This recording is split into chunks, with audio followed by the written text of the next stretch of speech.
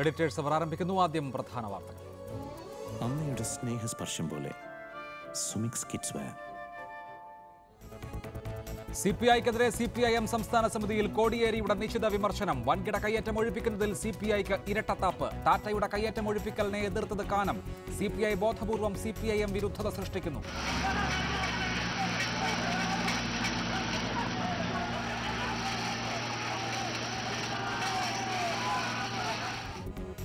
മൂന്നാറിൽ യുവമോർച്ചയുടെ കയ്യേറ്റ വിരുദ്ധ മാർച്ചിൽ സംഘർഷം. പൊമ്പിള ഒരുമയ്ക്ക് പിന്തുണയുമായി ബിജെപി നേതാക്കൾ. ടി പി സെൻകുമാറിന് പോലീസ് മേധാവിയായി ഉടൻ പുനർനിയമനം നൽകണമെന്ന നിയമ സെക്രട്ടറിയുടെ റിപ്പോർട്ട്. സുപ്രീം കോടതി ഉത്തരവ് നടപ്പാക്കുന്നത് നീട്ടുന്നത് ഭൂഷണമല്ല. പുനഃപരിശോധനാ ഹർജി നൽകിയാലും നിലനിൽക്കില്ലെന്ന് നിയമോപദേശം. വിദ്യാഭ്യാസ വായ്പയെടുത്ത് കടക്കണിയിലായവർക്കായി സംസ്ഥാന സർക്കാരിന്റെ ബൃഹത് പദ്ധതി. താഴ്ന്ന വരുമാനക്കാരുടെ തിരിച്ചടവിന് സർക്കാർ സഹായം. മലയാള പഠനം നിർബന്ധമാക്കുന്ന ബിൽ നിയമസഭയിൽ. ഒന്നാം നിയമസഭാ സമ്മേളനത്തിന്റെ ഓർമ്മകൾ പുതുക്കി സാമാജികർ. മെഡിക്കൽ PG പ്രവേശനത്തിന് സർക്കാർ കൌൺസിലിംഗ് മതിയെന്ന് സുപ്രീം കോടതി. പ്രവേശന സമിതിയിൽ മാനേജ്മെന്റ് പ്രതിനിധിയെ ഉൾപ്പെടുത്താം. സൗമ്യ വധക്കേസിലെ തിരുത്തൽ ഹർജി 6 അംഗ സുപ്രീം കോടതി ബെഞ്ച് പരിഗണിച്ചു. വിധി പിന്നീട്. കശ്മീരിൽ സൈനിക ക്യാമ്പിന് നേരെ വീണ്ടും ഭീകരാക്രമണം. കുപ്വാരയിൽ ചാവേർ ആക്രമണത്തിൽ 3 സൈനികർ കൊല്ലപ്പെട്ടു. പ്രത്യാക്രമണത്തിൽ 2 ഭീകരരെ വധിച്ചു. കശ്മീരി വിഘടനവാദി നേതാവ് ആസിയ അന്ദ്രാബി അറസ്റ്റിൽ. സിപിഐഎം സംസ്ഥാന സമിതി യോഗത്തിൽ സിപിഐക്കെതിരെ രൂക്ഷ വിമർശനവുമായി സിപിഐഎം സംസ്ഥാന സെക്രട്ടറി കോടിയേരി ബാലകൃഷ്ണൻ. വൻകിട കയ്യേറ്റങ്ങൾ ഒഴിപ്പിക്കുന്നതിൽ സിപിഐക്കും കാനം രാജേന്ദ്രനും ഇരട്ടത്താപ്പാണെന്ന് കോടിയേരി ബാലകൃഷ്ണൻ യോഗത്തിൽ പറഞ്ഞു. മുന്നണി യോഗത്തിൽ ടാറ്റയുടെ ഭൂമി കയ്യേറ്റം ഒഴിപ്പിക്കാനുള്ള നിർദ്ദേശം വന്നപ്പോൾ എതിർത്തത് കാനം മാത്രമാണ്. എന്നാൽ ഇതൊഴിച്ച് മറ്റെല്ലാ മാധ്യമങ്ങളിൽ വാർത്തയായി വന്നെന്ന് കോടിയേരി വിമർശിച്ചു. ഇടുക്കി ജില്ലാ കമ്മിറ്റിയും രൂക്ഷ വിമർശനമാണ് സിപിഐക്കും റവന്യൂ വകുപ്പിനുമെതിരെ ഉയർത്തിയത്. മൂന്നാർ വിഷയം സംബന്ധിച്ച് റിപ്പോർട്ട് ചർച്ച ചെയ്ത സംസ്ഥാന കമ്മിറ്റി യോഗത്തിലാണ് കോടിയേരി ബാലകൃഷ്ണൻ CPI സംസ്ഥാന സെക്രട്ടറിക്കെതിരെ ഗുരുതര ആരോപണങ്ങൾ ഉയർത്തിയത്. CPIഎമ്മിനെ തകർക്കാൻ ബോധപൂർവമായ ശ്രമങ്ങളാണ് ഇപ്പോൾ നടക്കുന്നത്.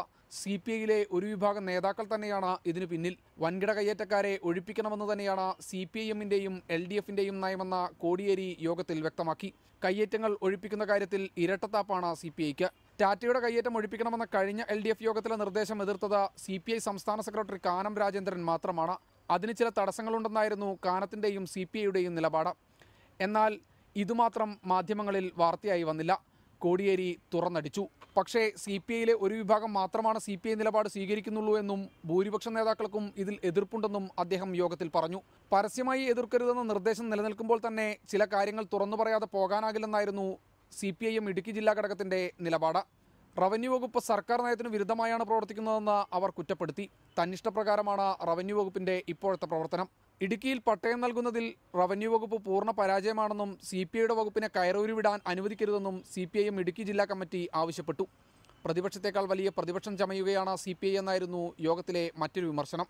മുന്നണി മര്യാദയ്ക്ക് നിരക്കാത്ത പ്രസ്താവനകൾ CPIയുടെ ഭാഗത്തുനിന്നും ഉണ്ടാകരുതെന്ന് അവരോട് ആവശ്യപ്പെടണമെന്നും അംഗങ്ങളിൽ ചിലർ യോഗത്തിൽ ആവശ്യപ്പെട്ടു. സംസ്ഥാന സർക്കാരിൻ്റെ 1ാം വാർഷികത്തിൻ്റെ ഭാഗമായി രാഷ്ട്രീയ വിശദീകരണ പ്രചാരണം സംഘടിപ്പിക്കാനും CPIഎം സംസ്ഥാന കമ്മിറ്റി തീരുമാനിച്ചിട്ടുണ്ട്. ശ്രീജിത് ശ്രീകുമാരൻ, റിപ്പോർട്ടർ, തിരുവനന്തപുരം.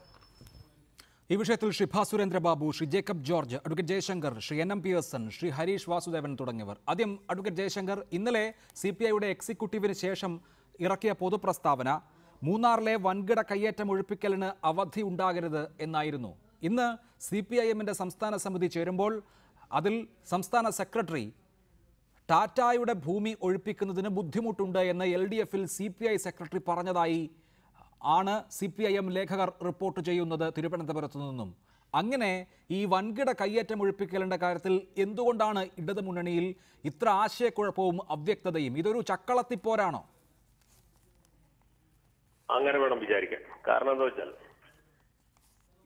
ഇടുക്കിയിൽ വൻതോതിൽ കയ്യേറ്റം ഉണ്ടെന്നുള്ള കാര്യത്തിൽ ആർക്കും സംശയമില്ല. അതിനെക്കുറിച്ച് യാതൊരു തർക്കത്തിനും അവകാശമില്ല. വലിയ തോതിൽ ഭൂമി കയ്യേറിയിട്ടുണ്ട്. അത് ടാറ്റ കയ്യേറിയിട്ടുണ്ടെന്നുള്ളത് ഉറപ്പാണ്. ഹാരിസൺ മലയാളത്തിന്റെ കൈവശം ഒരുപാട് ഭൂമി ഉണ്ടെന്നുള്ളത് സത്യമാണ്. മറ്റ് ചെറുകിട സംരംഭകരും നല്ലപോലെ ഭൂമി കയ്യേറിയിട്ടുണ്ടെന്നുള്ളൊരു യാഥാർത്ഥ്യമാണ്. ഈ യാഥാർത്ഥ്യത്തെ നമുക്ക് അംഗീകരിച്ചുകൊണ്ട് വേണം മുന്നോട്ട് പോകാനായിട്ട്. ഇവിടെ കയ്യേറ്റം ഒഴിപ്പിക്കണം എന്ന കാര്യത്തിൽ CPIക്കും CPIഎമ്മിനും അഭിപ്രായമുണ്ട്. പക്ഷെ അതെങ്ങനെ ഒഴിപ്പിക്കണം എന്ന കാര്യത്തിലേ തർക്കമുള്ളൂ. ടാറ്റ കയ്യേറിയ ഭൂമിയെ സംബന്ധിച്ചിടത്തോളം മനസ്സിലാക്കേണ്ട ഒരു കാര്യം എന്ന് വെച്ചാൽ ഇതിൽ ടാറ്റയ്ക്ക് പട്ടയമുള്ള ഭൂമിയുണ്ട്, ടാറ്റയുടെ കൈവശത്തിലിരിക്കുന്ന ഭൂമിയുണ്ട്.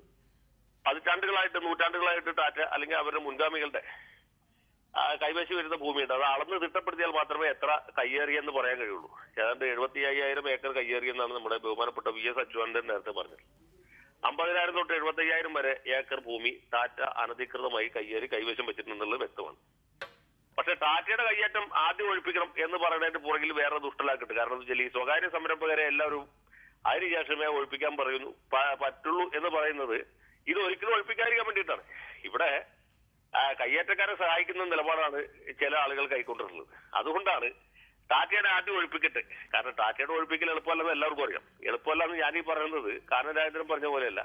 കാരണം ടാറ്റയുടെ കൈവശത്തിലിരിക്കുന്ന ഭൂമി, ടാറ്റയ്ക്ക് കിട്ടിയ ഭൂമി തന്നെ ഉണ്ട്, ടാറ്റയുടെ കൈവശം വെച്ചിരിക്കുന്ന ഭൂമിയുണ്ട്, അത് കൂടാതെ കയ്യേറിയ ഭൂമിയുമുണ്ട്. അപ്പൊ അത് അളന്ന് തിരിച്ച് തിട്ടപ്പെടുത്തി ടാറ്റയ്ക്ക് 24 എസ്റ്റേറ്റുകളുണ്ട് മൂന്നാറിൽ. ചെറിയ കാര്യമല്ല, 24 എസ്റ്റേറ്റുകൾ.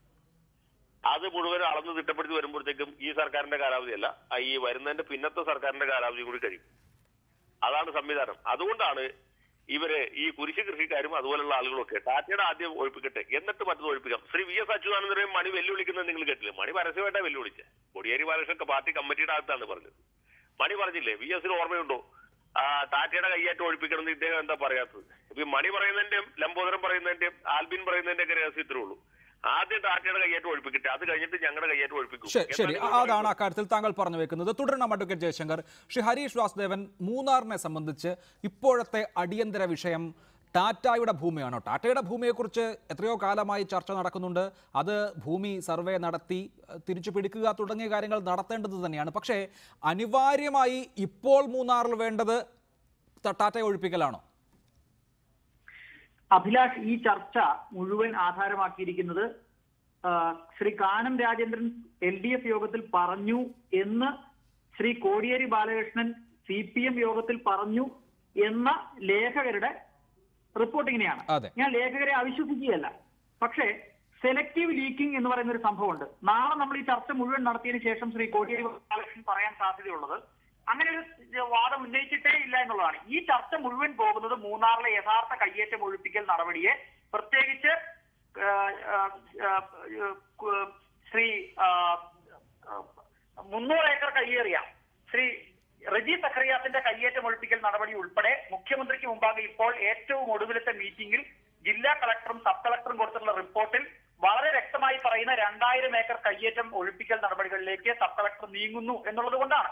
ടാറ്റയുടെ വിഷയത്തിലേക്ക് വന്നാൽ എനിക്ക് ശ്രീ അഡ്വക്കേറ്റ് ജയശങ്കർ പറഞ്ഞതിനോട് വസ്തുതാപരമായി 100% വിയോജിക്കേണ്ടി വരും. കാരണം 50,000 ഏക്കർ ടാറ്റ കയ്യേറി എന്ന് വാദിച്ചവർ പോലും വിഴുങ്ങേണ്ട സാഹചര്യത്തിലേക്ക് അതിന്റെ വസ്തുതകൾ പരിശോധിച്ച മുഴുവൻ ആളുകൾക്കും മനസ്സിലാവും. 1,37,000 ഏക്കർ സ്ഥലമുള്ള മൂന്നാറിൽ 58,000 ഏക്കർ ടാറ്റയ്ക്ക് ലീസിന് കൊടുത്തിരിക്കുന്നു. 20,000 ഏക്കർ ഇരവികുളം നാഷണൽ പാർക്ക്, 10,000 ഏക്കറിലധികം മാങ്കുളം. ഇതെല്ലാം കൂട്ടി നോക്കിയാൽ 5ാം ക്ലാസ്സിൽ കണക്ക് പഠിച്ച മുഴുവൻ ആളുകൾക്കും അറിയാം അവശേഷിക്കുന്ന 3,000 ഏക്കർ ഇടുക്കിയിലുള്ള KDH-ലുള്ളത്. 17,400 ഏക്കറാണ് കഴിഞ്ഞ VS അച്യുതാനന്ദൻ സർക്കാരിന്റെ കാലത്ത് ടാറ്റയിൽ നിന്ന് ഏറ്റെടുത്ത് വനമായി സംരക്ഷിച്ചത്. അതായിരുന്നു ടാറ്റയുടെ കയ്യേറ്റം.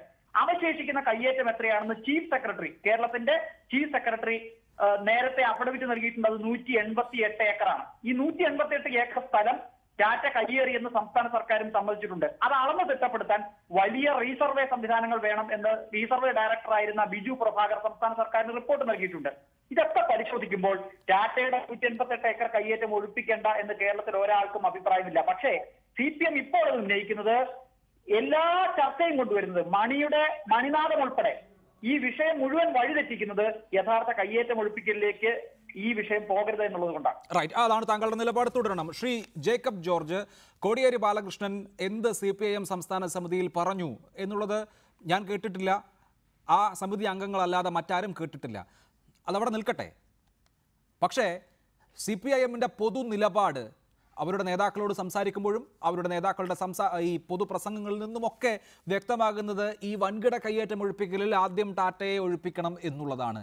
ഇപ്പോൾ മൂന്നാറിൽ റവന്യൂ വകുപ്പിൻ്റെ ഒരു ഓപ്പറേഷൻ നടക്കുന്നുണ്ട്.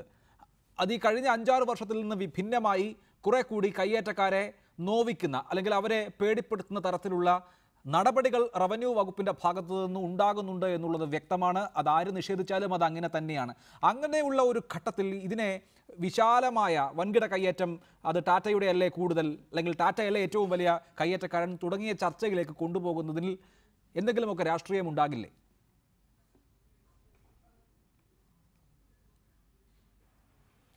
അത് എനിക്കൊന്ന് എല്ലാത്തിനകത്തും രാഷ്ട്രീയമുണ്ട്. കാരണം ടാറ്റയെ അങ്ങനെ ഒഴിപ്പിക്കാനൊന്നും പറ്റിയല്ല, പറ്റത്തില്ലെന്നാണ് എൻ്റെ ഒരു മിതമായ. കാരണം അവർ കയ്യേറി ഇട്ടില്ല എന്ന് പറയുന്നില്ല, അതിനകത്ത് കയ്യേറ്റ സ്ഥലമുണ്ട്, അവർക്ക് സ്വന്തമായ സ്ഥലമുണ്ട്. ഒരു പ്രശ്നം, തൊഴിലാളികൾ, ആയിരക്കണക്കിന് തൊഴിലാളികൾ അവരുടെ കൂടെയുണ്ട്. അവരുടെ പ്രശ്നം എന്താവും തീർച്ചയായിട്ടും സർക്കാരിനൊന്നും ഏറ്റെടുത്ത് നടപ്പിലാക്കാൻ പറ്റില്ല. ഒരു സർക്കാരിനെ കൊണ്ടും അത് ആ തോട്ടമായിട്ട് നിർത്താൻ കഴിയില്ല. ടാറ്റയ്ക്ക് ടാറ്റയുടേതായ സംവിധാനങ്ങളുണ്ട് അവിടെ. പക്ഷേ ഇവിടുത്തെ പ്രശ്നം, ഒരു മുന്നണിക്കകത്ത് രണ്ട് കക്ഷികൾ, രണ്ടും കമ്മ്യൂണിസ്റ്റ് പാർട്ടികൾ. രണ്ട് കമ്മ്യൂണിസ്റ്റ് പാർട്ടികൾക്ക് ഇന്നത്തെ ദേശീയ രാഷ്ട്രീയ സാഹചര്യത്തിൽ ഒന്നിച്ച് ഭരിക്കാൻ കഴിയുന്നില്ലെങ്കിൽ എന്തായിരിക്കും ഇടതുപക്ഷത്തിൻ്റെ ഭാവി എന്നുള്ളൊരു വിശാലമായ ചോദ്യം. ഞാൻ അതാണ് ചോദിക്കാൻ ആഗ്രഹിക്കുന്നത്. ഇവിടെ ചെറിയ കയ്യേറ്റക്കാരെന്നോ വലിയ കയ്യേറ്റക്കാരോ എന്നോ ഉള്ളതല്ല വിഷയം.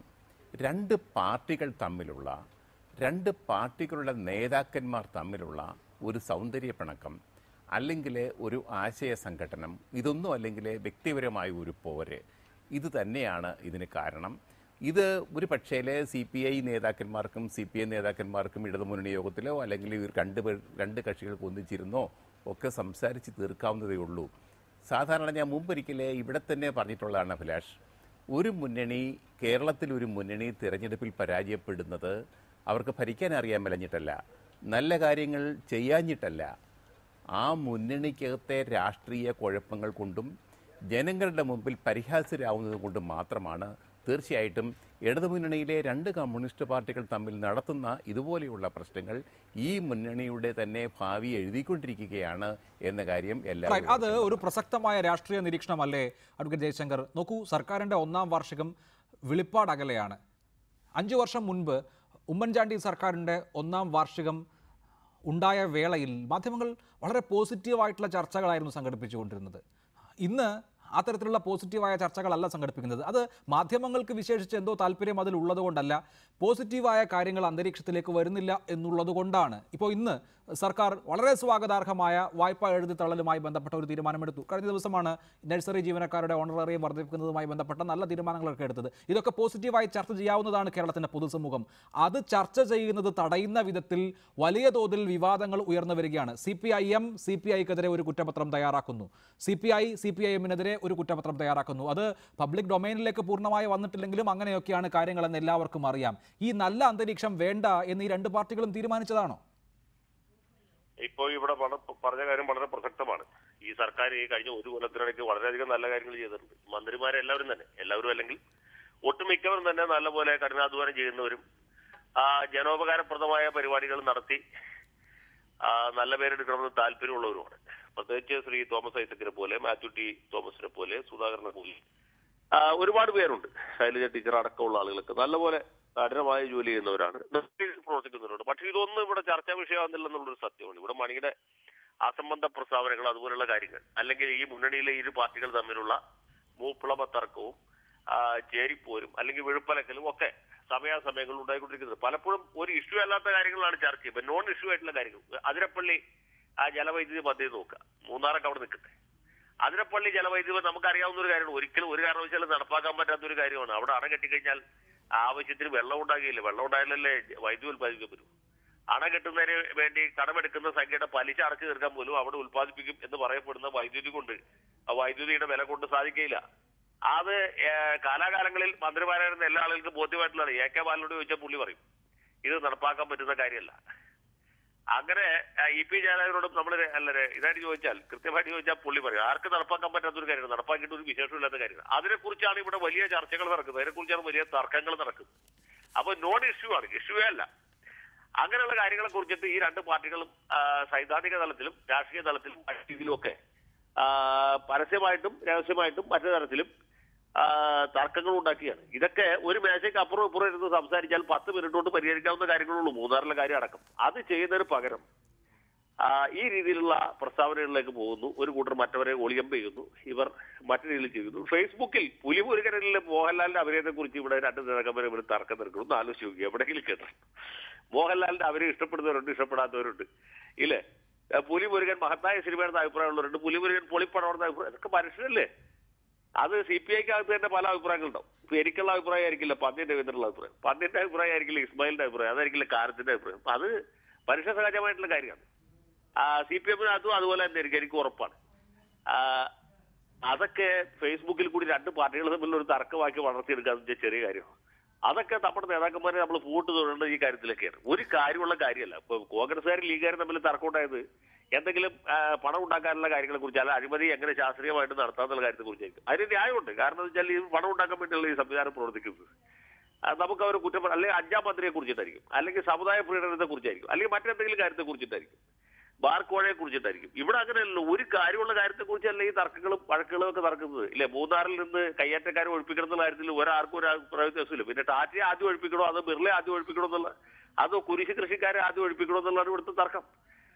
വല്ല കാര്യമുള്ള കാര്യമാണോ? ശരി, കാര്യമില്ലാത്ത കാര്യമാണ് എന്ന് താങ്കൾ പറയുന്നു. ശ്രീ ഹരീഷ് വാസുദേവൻ, നമ്മൾ 2007 ഒഴിപ്പിക്കലുമായി ഇതിനെ താരതമ്യം ചെയ്താൽ അന്ന് CPIക്ക് ഇപ്പോഴത്തെ നിലപാടായിരുന്നില്ല. അന്ന് ചില വിവാദ പ്രസ്താവനകൾ നടത്തിയത് CPI നേതാക്കളുമാണ്. അന്ന് ഇടുക്കിയിൽ രണ്ട് പാർട്ടി നേതൃത്വങ്ങളും ഒരുപോലെയായിരുന്നുവെങ്കിൽ ഇന്ന് CPIയുടെ സംസ്ഥാന നേതൃത്വത്തിന് വ്യത്യസ്തമായ ഒരു കാഴ്ചപ്പാടാണ് ഉള്ളത്. അവരുടെ വകുപ്പാണ് റവന്യൂ വകുപ്പിൻ്റെ ഉദ്യോഗസ്ഥരാണ് നല്ല നിലയിൽ അവിടെ പ്രവർത്തിക്കാൻ ശ്രമിക്കുന്നതും. ഇതിൽ ഏത് തരത്തിൽ നമ്മൾ രാഷ്ട്രീയം കാണണം? ഞങ്ങൾ വ്യത്യസ്തരാണ് എന്ന് വരുത്താൻ CPI ശ്രമിക്കുന്നതാണോ, അതോ സ്വതന്ത്രമായി റവന്യൂ വകുപ്പ് ആത്മാർത്ഥമായി പ്രവർത്തിക്കുന്നതാണോ? ഇതിൽ CPI ഇക്കാര്യത്തിൽ ഒരു തീരുമാനമെടുത്തിട്ടുണ്ട് എന്നുള്ളത് സത്യമാണ്. നമ്മൾ ഇതിന്റെ നാൾവഴികൾ പരിശോധിച്ചാൽ ഇതിനെ രണ്ടാം മൂന്നാർ ഓപ്പറേഷൻ എന്നോ മൂന്നാർ ഓപ്പറേഷൻ എന്നോ മൂന്നാം മൂന്നാർ ഓപ്പറേഷൻ എന്നോ വിളിച്ചാൽ മുഖ്യമന്ത്രി ആവർത്തിച്ച് പറയുന്ന ഒരു കാര്യം സംസ്ഥാന സർക്കാരിന്റെ നയത്തിന്റെ ഭാഗമായാണ് മൂന്നാറിൽ ഉദ്യോഗസ്ഥർ പ്രവർത്തിക്കുന്നത് എന്നാണ്. വാസ്തവത്തിൽ അത് വസ്തുതാപരമായി ശരിയല്ല. കാരണം ഈ സർക്കാർ വന്ന ശേഷം മൂന്നാറിൽ പട്ടയം കൊടുക്കാനുള്ള തീരുമാനങ്ങൾ എടുത്തിട്ടുണ്ടെങ്കിലും മൂന്നാറിലെ കയ്യേറ്റം ഒഴിപ്പിക്കുന്നതുമായി ബന്ധപ്പെട്ട് ഒരു ക്യാബിനറ്റ് ഡിസിഷൻ ഇല്ല എന്നത് കാണാം. അതേസമയം മൂന്നാറിൽ 3 പൂച്ചകൾ പോയത് ക്യാബിനറ്റ് തീരുമാനപ്രകാരമായിരുന്നു. ഈ സർക്കാർ വന്ന ശേഷം ക്യാബിനറ്റ് തീരുമാനമില്ല എന്ന് മാത്രമല്ല, ക്യാബിനറ്റ് സബ് കമ്മിറ്റിയുടെ തീരുമാനമില്ല, മന്ത്രി തലത്തിലുള്ള ഒരു തീരുമാനമില്ല. സർക്കാരിൻ്റെതായി മൂന്നാറിലെ റവന്യൂ ഉദ്യോഗസ്ഥർക്ക് ഒരു കടലാസ് കഷ്ണം പോലും ഒഴിപ്പിക്കലുമായി ബന്ധപ്പെട്ട് ഇതാണ് സർക്കാരിന്റെ നയം എന്ന് നാളിതുവരെ കിട്ടിയിട്ടില്ല. അവിടെ ഒരു സബ് കളക്ടർ ചാർജ് എടുക്കുകയും അദ്ദേഹം കുറെ നടപടികൾ തുടങ്ങി വെക്കുകയും അത് കോടതിയിലെത്തുകയും കോടതി സർക്കാരിന് അനുകൂലമായി ശക്തമായ നിലപാട് സ്വീകരിക്കുകയും ചെയ്തപ്പോൾ റവന്യൂ മന്ത്രി അദ്ദേഹത്തെ പിന്തുണയ്ക്കുമ്പോഴാണ് ഇതൊരു മൂന്നാർ ഓപ്പറേഷനായി വികസിക്കുന്നത്. അത് വിവാദമായത് പാപ്പാത്തിച്ചോലയിലെ കയ്യേറ്റം ഒഴിപ്പിച്ചപ്പോഴാണ്. സ്വാഭാവികമായിട്ടും മുഖ്യമന്ത്രി അതിന്റെ ക്രെഡിറ്റ് എടുക്കാൻ ശ്രമിച്ചു. മൊത്തം മൂന്നാർ ഓപ്പറേഷൻ സർക്കാരിന്റെയാണെന്ന് പറയുകയും എന്നാൽ ഉദ്യോഗസ്ഥർ ഇനി കയ്യേറ്റം ഒഴിപ്പിക്കൽ ഞങ്ങളോട് ചോദിക്കാതെ ചെയ്യാൻ പാടില്ല എന്ന് പറയുകയും ചെയ്തു. ഇക്കാര്യത്തിൽ CPI എടുക്കുന്ന ഒരു ആത്മാർത്ഥത ഞാൻ മനസ്സിലാക്കുന്നത് ശരിയാണെങ്കിൽ CPI ഇക്കാര്യത്തിൽ രാഷ്ട്രീയപരമായും ഒപ്പം സത്യസന്ധമായ ഒരു നിലപാട് സ്വീകരിക്കുകയും ചെയ്യുന്നുണ്ട്. കാരണം ഒന്ന്, മൂന്നാർ ഓപ്പറേഷന് ഇപ്പോൾ ചുക്കാൻ പിടിച്ചാൽ നഷ്ടമുണ്ടാകുന്നതിന്റെ 10 ഇരട്ടി ലാഭം CPI എന്ന പാർട്ടിക്ക് സംസ്ഥാന തലത്തിലുണ്ടാവും. അവരുടെ ഇമേജിനെ അത് നല്ല രീതിയിൽ ബാധിക്കും. അവരുടെ പൊതു നിലപാടുകൾക്ക് സ്വീകാര്യതയുണ്ടാവും. ഇതെല്ലാം സംഭവിക്കും. അവർക്ക് നഷ്ടപ്പെടാൻ കാര്യമായൊന്നും മൂന്നാറിലില്ല. രണ്ടാമത്തെ കാര്യം, ഒരു പാർട്ടി എന്നുള്ള നിലയ്ക്ക് അവരുടെ ഇമേജ് വർദ്ധിപ്പിക്കുന്നതിന്റെ ഒപ്പം തന്നെ അവരുടെ സത്യസന്ധമായ നിലപാട് അവിടെ സ്വീകരിക്കുന്നുണ്ടല്ലോ. ഏതെങ്കിലും കയ്യേറ്റക്കാരനെ ഒഴിപ്പിക്കാൻ പാടില്ല എന്നോ, ഏതെങ്കിലും പ്രയോറിറ്റി ലിസ്റ്റ് കൊടുത്തിട്ട് ഇന്ന ആൾക്കാരെ തൊടാൻ പാടില്ല എന്നോ, ഈ ഓപ്പറേഷനിൽ ഇന്ന കാര്യങ്ങൾ ചെയ്യാൻ പാടില്ല എന്നോ ഇന്നേവരെ CPI പറഞ്ഞതായി നമുക്കറിയില്ല. ശരി, അവരുടെ പാർട്ടി ഓഫീസ് തന്നെ നാളെ ഒരു പക്ഷേ ഒഴിപ്പിക്കപ്പെടാം എന്ന് CPIക്കാർക്ക് മറ്റാരെക്കാളും നന്നായി അറിയാം. അങ്ങനെ ആ ഒഴിപ്പിക്കാൻ വന്നാൽ ഇനി സബ് കളക്ടറെ പഴയതുപോലെ തടയാൻ കഴിയില്ല എന്നും CPIക്ക് അറിയാം. അങ്ങനെ ഉണ്ടെങ്കിൽ പോലും അതിന്റെ പ്രതിവിധി തേടിയതിനു ശേഷമായിരിക്കും ഒരുപക്ഷെ CPIയുടെ അതെ, ഈ കാര്യങ്ങൾ ജില്ലാ നേതൃത്വത്തെ സംസ്ഥാന നേതൃത്വം ഇടപെട്ട് പറഞ്ഞു മനസ്സിലാക്കിയെന്നാണ് ഞാൻ മനസ്സിലാക്കുന്നത്. ശ്രീ ഭാസുരേന്ദ്ര ബാബു, സർക്കാരിൻ്റെ 1ാം വാർഷികം വരാറാകുമ്പോഴേക്ക് CPIയും CPIMും എങ്ങനെ അന്യോന്യം കുത്തുവാക്കുകൾ പറയാം എന്നുള്ള കാര്യത്തിൽ വലിയ ശ്രദ്ധ പുലർത്തുകയാണ്. അത് പൊതുമാധ്യമങ്ങളിലൂടെ കഴിഞ്ഞ ദിവസങ്ങളിലൊക്കെ വന്നത് നമ്മൾ കണ്ടതാണ്. 2 പാർട്ടികളുടെയും സംസ്ഥാന നേതൃയോഗങ്ങൾ നടക്കുകയാണ്. ആ 2 പാർട്ടികളുടെയും സംസ്ഥാന നേതൃയോഗങ്ങളിൽ അങ്ങോട്ടും ഇങ്ങോട്ടുമുള്ള കുറ്റാരോപണങ്ങളുടെ പെരുമഴ ഉണ്ടായി എന്നാണ് ആ യോഗങ്ങൾ റിപ്പോർട്ട് ചെയ്യുന്ന മാധ്യമപ്രവർത്തകർ പറയുന്നത്. അത് നമ്മൾ അവിശ്വസിക്കേണ്ട കാര്യമില്ല. കൃത്യമായി ഈ കമ്മിറ്റികളിലുള്ള സോഴ്സുകളെ അടിസ്ഥാനപ്പെടുത്തി ആയിരിക്കുമല്ലോ അവർ അങ്ങനെ റിപ്പോർട്ട് ചെയ്തിട്ടുണ്ടാവുക. അങ്ങനെ CPIMും CPIയും പരസ്പരം കുറ്റപത്രം തയ്യാറാക്കേണ്ട ഒരു കാലമാണോ ഇത്? ഇങ്ങനെയാണോ 1ാം വാർഷികം ആഘോഷിക്കേണ്ടത്?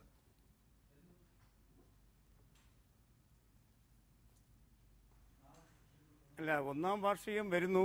എന്നിരിക്കട്ടെ, അതൊരു പൊതു പശ്ചാത്തലമായി തീരുന്നതേ ഉള്ളൂ അഭിലാഷ്. എങ്കിലും താങ്കൾ പറഞ്ഞത് മാതിരി ഇതുവരെയുള്ള അനുഭവങ്ങളുടെ പശ്ചാത്തലത്തിലാണ് നമ്മൾ ഭാവിയെ അനുമാനിക്കുന്നത് എങ്കിൽ, ഇതുവരെയുള്ള അനുഭവങ്ങളുടെ പശ്ചാത്തലത്തിലാണെങ്കിൽ ഈ കഴിഞ്ഞ 2 മാസത്തെ 3 മാസത്തെ അനുഭവത്തിൻ്റെ പശ്ചാത്തലത്തിൽ ഈ 2 പാർട്ടിയുടെയും കമ്മിറ്റികളിൽ ഈ നിലവാരത്തിലുള്ള വിമർശനങ്ങൾ വന്നു കാണും. അതേ നിലവാരത്തിലാണ് ഞാനും അതിനെ അഭിമുഖീകരിക്കുന്നത്. ഇവിടെ പ്രശ്നം എന്താ? അടിസ്ഥാനപരമായ നയങ്ങളിൽ വ്യതിയാനമില്ല. അടിസ്ഥാനപരമായ നയം CPIയുടെയോ CPIMൻ്റെയോ അല്ല, മറിച്ച് ഇടതുപക്ഷ ജനാധിപത്യ മുന്നണിയുടെ പ്രകടന പത്രികയിൽ പറഞ്ഞതാണ്. ആ പ്രകടന പത്രിക കൃത്യമായും അനധികൃതമായ കയ്യേറ്റങ്ങൾ ഒഴിപ്പിക്കും, അധികൃതമാണെങ്കിൽ അത് പതിച്ചു നൽകും, അതുമാതിരി തന്നെ വളരെ ദരിദ്രരായ ജനവിഭാഗങ്ങൾക്ക് 3 സെന്റ് 5 സെന്റ് 7 സെന്റ് 10 സെന്റ് ഈ നിലയ്ക്കുള്ള അവകാശങ്ങൾ പട്ടയം തന്നെ നൽകും, വൻകിട കയ്യേറ്റക്കാരെ ഒഴിപ്പിക്കും. ഇതൊക്കെയാണല്ലോ ഡിക്ലെയർഡ് ആയിരിക്കുന്ന പോളിസി. ആ പോളിസി ഇടതുപക്ഷ ജനാധിപത്യ മുന്നണിയുടേതായിരിക്കുന്നത് കൊണ്ട് അത് നടപ്പാക്കുന്ന കാര്യത്തിൽ ഓപ്പറേറ്റീവ് പാർട്ടിലാണ് അഭിലാഷ് യഥാർത്ഥത്തിൽ ഭിന്നതകൾ വന്നിരിക്കുന്നത്. അതുകൊണ്ട് ഒരു എന്താ പറയുക, സ്ട്രാറ്റജിക്കലായിട്ട് തന്ത്രപരമായ ഭിന്നതയില്ല, മറിച്ച് അടവുപരമായ വ്യത്യസ്തതകളുണ്ട്. ആ വ്യത്യസ്തതകൾ ഉണ്ട് എന്ന് പറഞ്ഞുകൊണ്ട് തന്നെ ഇതിനെ സമീപിക്കേണ്ടതുണ്ട്. അല്ല, അതിൽ ശ്രീ ഭാസുരേന്ദ്ര ബാബു ഉള്ള ഒരു സംശയം എന്തിന് ഈ അടവു നയം, എന്തുകൊണ്ട് സ്ട്രെയിറ്റ് ആയി കാര്യങ്ങൾ ചെയ്യാൻ കഴിയുന്നില്ല എന്നുള്ളതാണ്. ഇപ്പോൾ ടാറ്റയുടെ കയ്യേറ്റം ഒഴിപ്പിക്കുന്നില്ല എന്നുള്ളത് CPIM ഒരു പ്രധാനപ്പെട്ട കാര്യമായി എടുക്കുകയാണ് എങ്കിൽ, അതാണ് ടാർഗറ്റായി എടുക്കുക എന്നുണ്ടെങ്കിൽ അത് കുറച്ച് ബുദ്ധിമുട്ടുള്ള കാര്യമാണ് എന്ന് സംസ്ഥാനം ഭരിച്ച ഭരണാധികാരികൾക്ക് തന്നെ ബോധ്യമുള്ളതാണ്. VS അച്യുതാനന്ദൻ സർക്കാരിൻ്റെ കാലത്ത് ശ്രമിച്ചതാണല്ലോ. ആത്മാർത്ഥത ഇല്ലാത്തത് കൊണ്ടല്ല, അതിൻ്റെ നിയമപരമായ സങ്കീർണതകൾ കൊണ്ട് അത് ഇത്തിരി പാടാണ്. പക്ഷേ മൂന്നാർ ഇപ്പോൾ അഭിമുഖീകരിക്കുന്ന ഏറ്റവും വലിയ പ്രശ്നം എന്താണ് എന്ന് ഏറ്റവും ഒടുവിലായി നിയമസഭാ സമിതിയുടെയും ലാൻഡ് റവന്യൂ കമ്മീഷണറുടെയും ഒക്കെ റിപ്പോർട്ടുണ്ട്. അത് ആസന്ന മരണത്തിലേക്ക് പോകുന്ന വിധത്തിൽ അവിടെ വീണ്ടും വലിയ തോതിലുള്ള കെട്ടിടങ്ങൾ ഉണ്ടാകുന്നു, കയ്യേറ്റങ്ങൾ ഉണ്ടാകുന്നു, വളരെ മോശപ്പെട്ട ഒരവസ്ഥയിലേക്ക്, ഒരു പാരിസ്ഥിതിക ദുരന്തത്തിന്റെ വക്കിലേക്ക് ആ പ്രദേശമാകെ നീങ്ങുകയാണ്. മൂന്നാർ മരിക്കുന്നു എന്ന് തന്നെ ഹെഡിങ് ഇട്ട് ഉദ്യോഗസ്ഥർക്ക് വിശേഷിപ്പിക്കേണ്ടി വരുന്ന അവസ്ഥ. അപ്പോൾ ഇപ്പോൾ എന്ത് ചെയ്യാൻ കഴിയും എന്നുള്ളതാണ്. ടാറ്റ എന്നുള്ളതിനെ അവിടെ നിർത്തി ഇപ്പോൾ ഏറ്റവും പെട്ടെന്ന് നടപടി സ്വീകരിക്കാൻ കഴിയുന്നവയ്ക്കൊക്കെ നടപടി സ്വീകരിച്ച് സ്റ്റോപ്പ് മെമ്മോ കൊടുത്ത് പുതിയ നിർമ്മാണങ്ങൾ ഉണ്ടാകില്ല എന്ന് ഉറപ്പുവരുത്തിയുള്ള ഒരു സമീപനം എടുക്കാം. അത് ലളിതമാണ്. അങ്ങനെ ഒന്ന് എടുക്കാൻ ഇപ്പോഴത്തെ റവന്യൂ വകുപ്പ് ഒരുങ്ങുമ്പോൾ എന്തിനാണ് വിദണ്ഡവാദങ്ങൾ ഉയർത്തി അതിനെ സങ്കീർണമാക്കുന്നത് CPIM എന്നുള്ള സംശയമാണ് എനിക്കുള്ളത്.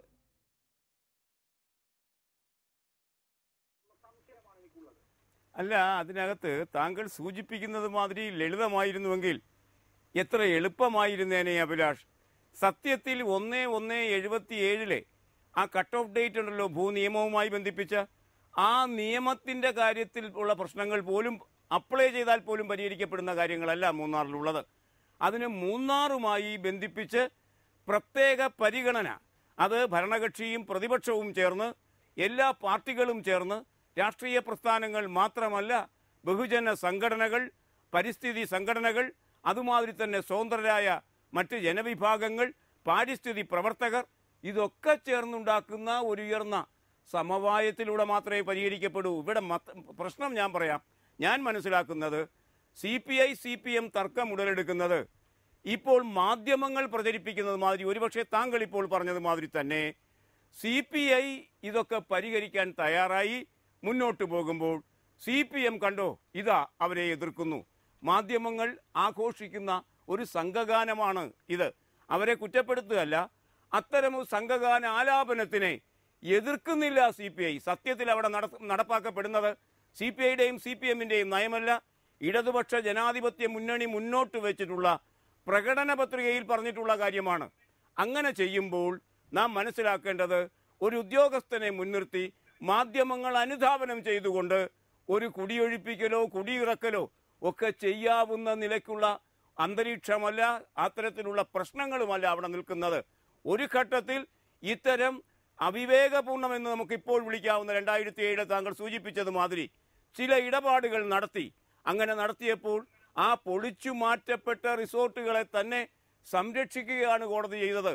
കോടതി വഴിയോ ഉദ്യോഗസ്ഥന്മാരുടെ ഇടപെടൽ വഴിയോ പരിഹരിക്കാൻ കഴിയുന്ന ലാളിത്യമല്ല അവിടെയുള്ള പ്രശ്നത്തിന്. ശരി, രാഷ്ട്രീയമായി തന്നെ അത് പരിഹരിക്കണം. ശരി, അത് അതിന് തയ്യാറാകണം ശരിയാണ് രണ്ട് ശ്രീ പാർട്ടികളും ഭാസുരേന്ദ്ര ബാബു. എന്നാണ് പക്ഷേ എനിക്ക് കോടതി അത് പറയാനുള്ളത്. പൊളിക്കുന്ന ഘട്ടങ്ങളിലൊക്കെ എടുത്തിട്ടുള്ള നിലപാട് എന്താണ് എന്ന് നമുക്കറിയാം. ഏറ്റവും ഒടുവിലുള്ള കോടതി ഉത്തരവ് ആ പൊളിക്കലിനെതിരായിരുന്നു എന്നുള്ളത് മാത്രം. ഞാൻ അതിലേക്ക് വരാം. അതിനു മുൻപ് ശ്രീ ജേക്കബ് ജോർജ്, മുഖ്യമന്ത്രി കഴിഞ്ഞ ദിവസം നിയമസഭയിൽ പറഞ്ഞ ഒരു വാചകം, ഇനി ആർക്കും കയ്യേറ്റം നടത്താൻ സാധിക്കാത്ത വിധത്തിലുള്ള നടപടികൾ എടുക്കും എന്നാണ്, കയ്യേറാൻ തോന്നാത്ത വിധത്തിലുള്ള നടപടി എടുക്കും എന്നാണ്. അത് നല്ലൊരു പ്രസ്താവനയാണ്, കേൾക്കാൻ ഇമ്പമുണ്ട് എന്നതിനപ്പുറത്ത് കൃത്യമായ ഒരു റോഡ് മാപ്പ് ഉണ്ടോ?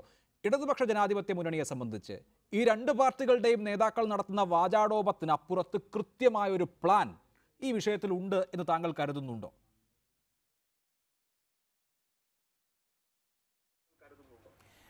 അല്ല, പിണറായി വിജയൻ മുഖ്യമന്ത്രി അങ്ങനെ ഒരു പ്രസ്താവന നടത്തുമ്പോൾ തീർച്ചയായിട്ടും അദ്ദേഹത്തിന് ഒരു അജണ്ട ഉണ്ടാവും, അദ്ദേഹത്തിൻ്റെ മനസ്സിൽ ഒരു മനക്കണക്കുണ്ടാവും, യാതൊരു സംശയവുമില്ല. പക്ഷേ എനിക്കതേക്കുറിച്ച് അറിയില്ല, നമുക്ക് അന്വേഷിക്കാം. ഇവിടെ ഞാനൊരു കാര്യം കൂടെ, ഭാസുരേന്ദ്ര ബാബുവും അതിനുമുമ്പ് ഹരീഷ് വാസുദേവനും പറഞ്ഞതിൻ്റെ ഒരു വാക്ക് എടുത്തിട്ട്, ഇത് പ്രതിച്ഛായ ഇമേജിൻ്റെ പ്രശ്നമാണ് ഹരീഷ് വാസുദേവൻ പറഞ്ഞത്. ഭാസുരേന്ദ്ര ബാബു ആ വഴിയിലേക്ക് വന്നു. അതായത് പ്രതിച്ഛായ ഉണ്ടാക്കാൻ, ഒരു ഗവൺമെൻറ്റിനകത്ത് നിന്നും കൊണ്ട് ഒരു പ്രതിച്ഛായ ഉണ്ടാക്കാൻ ഒരു ശ്രമം നടത്തുമ്പോൾ ആ പ്രതിച്ഛായ നിർമ്മിതിക്ക് വേണ്ടി വേറൊരാളുടെ പ്രതിച്ഛായ കളയണം. അതാണ് കേരള ചരിത്രത്തിൽ കേരളത്തിൻ്റെ രാഷ്ട്രീയം നമുക്ക് കാണാം. AK ആൻ്റണി നല്ല പ്രതിച്ഛായ ഉണ്ടാക്കിയത് പ്രതിസ്ഥാനത്ത് കരുണാകരനെ സൃഷ്ടിച്ചുകൊണ്ടാണ്. കരുണാകരൻ തിന്മയുടെ ആള്, ഞാൻ എല്ലാ നന്മകളുടെയും എല്ലാ നല്ലതുകളുടെയും ആള്. എന്നിട്ട് അദ്ദേഹത്തിന് വേണ്ടി ഒരു പട തന്നെ പൊരുതി, ഒരു പട തന്നെ ഉണ്ടായിരുന്നു ഈ നിർമ്മിതിക്ക് വേണ്ടി. അത് കഴിഞ്ഞിട്ടിങ്ങോട്ട് പിന്നീടും ഇതുപോലെ BS അച്യുതാനന്ദൻ പ്രതിപക്ഷ നേതാവായപ്പോഴാണ് ഈ ഒരു പ്രതിച്ഛായയുടെ ആവശ്യം അദ്ദേഹത്തിന് തോന്നിയത്. അദ്ദേഹം മതികെട്ടാൻ മലയിൽ പോയതും ഒക്കെ അതിൻ്റെ പിന്നിൽ ഇങ്ങനൊരു പ്രതിച്ഛായ നിർമ്മിതി ഉണ്ടായിരുന്നു. അപ്പോൾ പിണറായി വിജയൻ ഇതുപോലെ തിന്മയുടെ ആള്, ഞാൻ നന്മയുടെ ആള് എന്ന ഇത് അദ്ദേഹത്തിൻ്റെ കൂട്ടാളികൾ ഉണ്ടാക്കിയെടുത്തു. ഇന്നിപ്പോൾ ഒരു മുന്നണിക്കകത്തിരുന്നു കൊണ്ട് CPIയും CPMും ഹരീഷ് വാസുദേവനും പറഞ്ഞതുപോലെ ഈ കയ്യേറ്റ നിയന്ത്രണ ശ്രമങ്ങൾക്ക് പിന്നിൽ ഒരു ഇമേജ് ബിൽഡിംഗ് ശ്രമം ഉണ്ടെങ്കിൽ അവിടെ CPM മോശക്കാരാണ്, CPMും പിണറായി വിജയനും കയ്യേറ്റക്കാരോടൊപ്പം നിൽക്കുന്നു എന്നത് വരുത്തിയേ പറ്റൂ.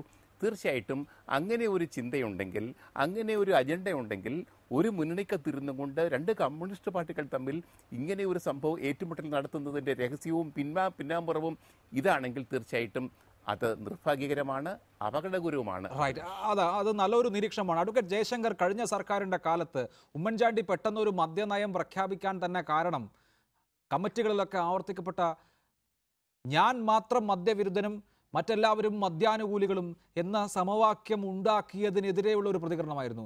എന്നതുമാതിരി ഇപ്പോൾ ഞങ്ങൾ കയ്യേറ്റ വിരുദ്ധരും ഇവർ കയ്യേറ്റ അനുകൂലികളും എന്ന തരത്തിലുള്ള ഒരു പ്രതിച്ഛായ നിർമ്മിതിക്ക് CPI ശ്രമിക്കുന്നുണ്ടോ? CPIMനെ മോശക്കാരാക്കി അതിൻ്റെ ഗുണഭോക്താവുക എന്ന ലക്ഷ്യം ഇതിനാകെ ഉണ്ടോ?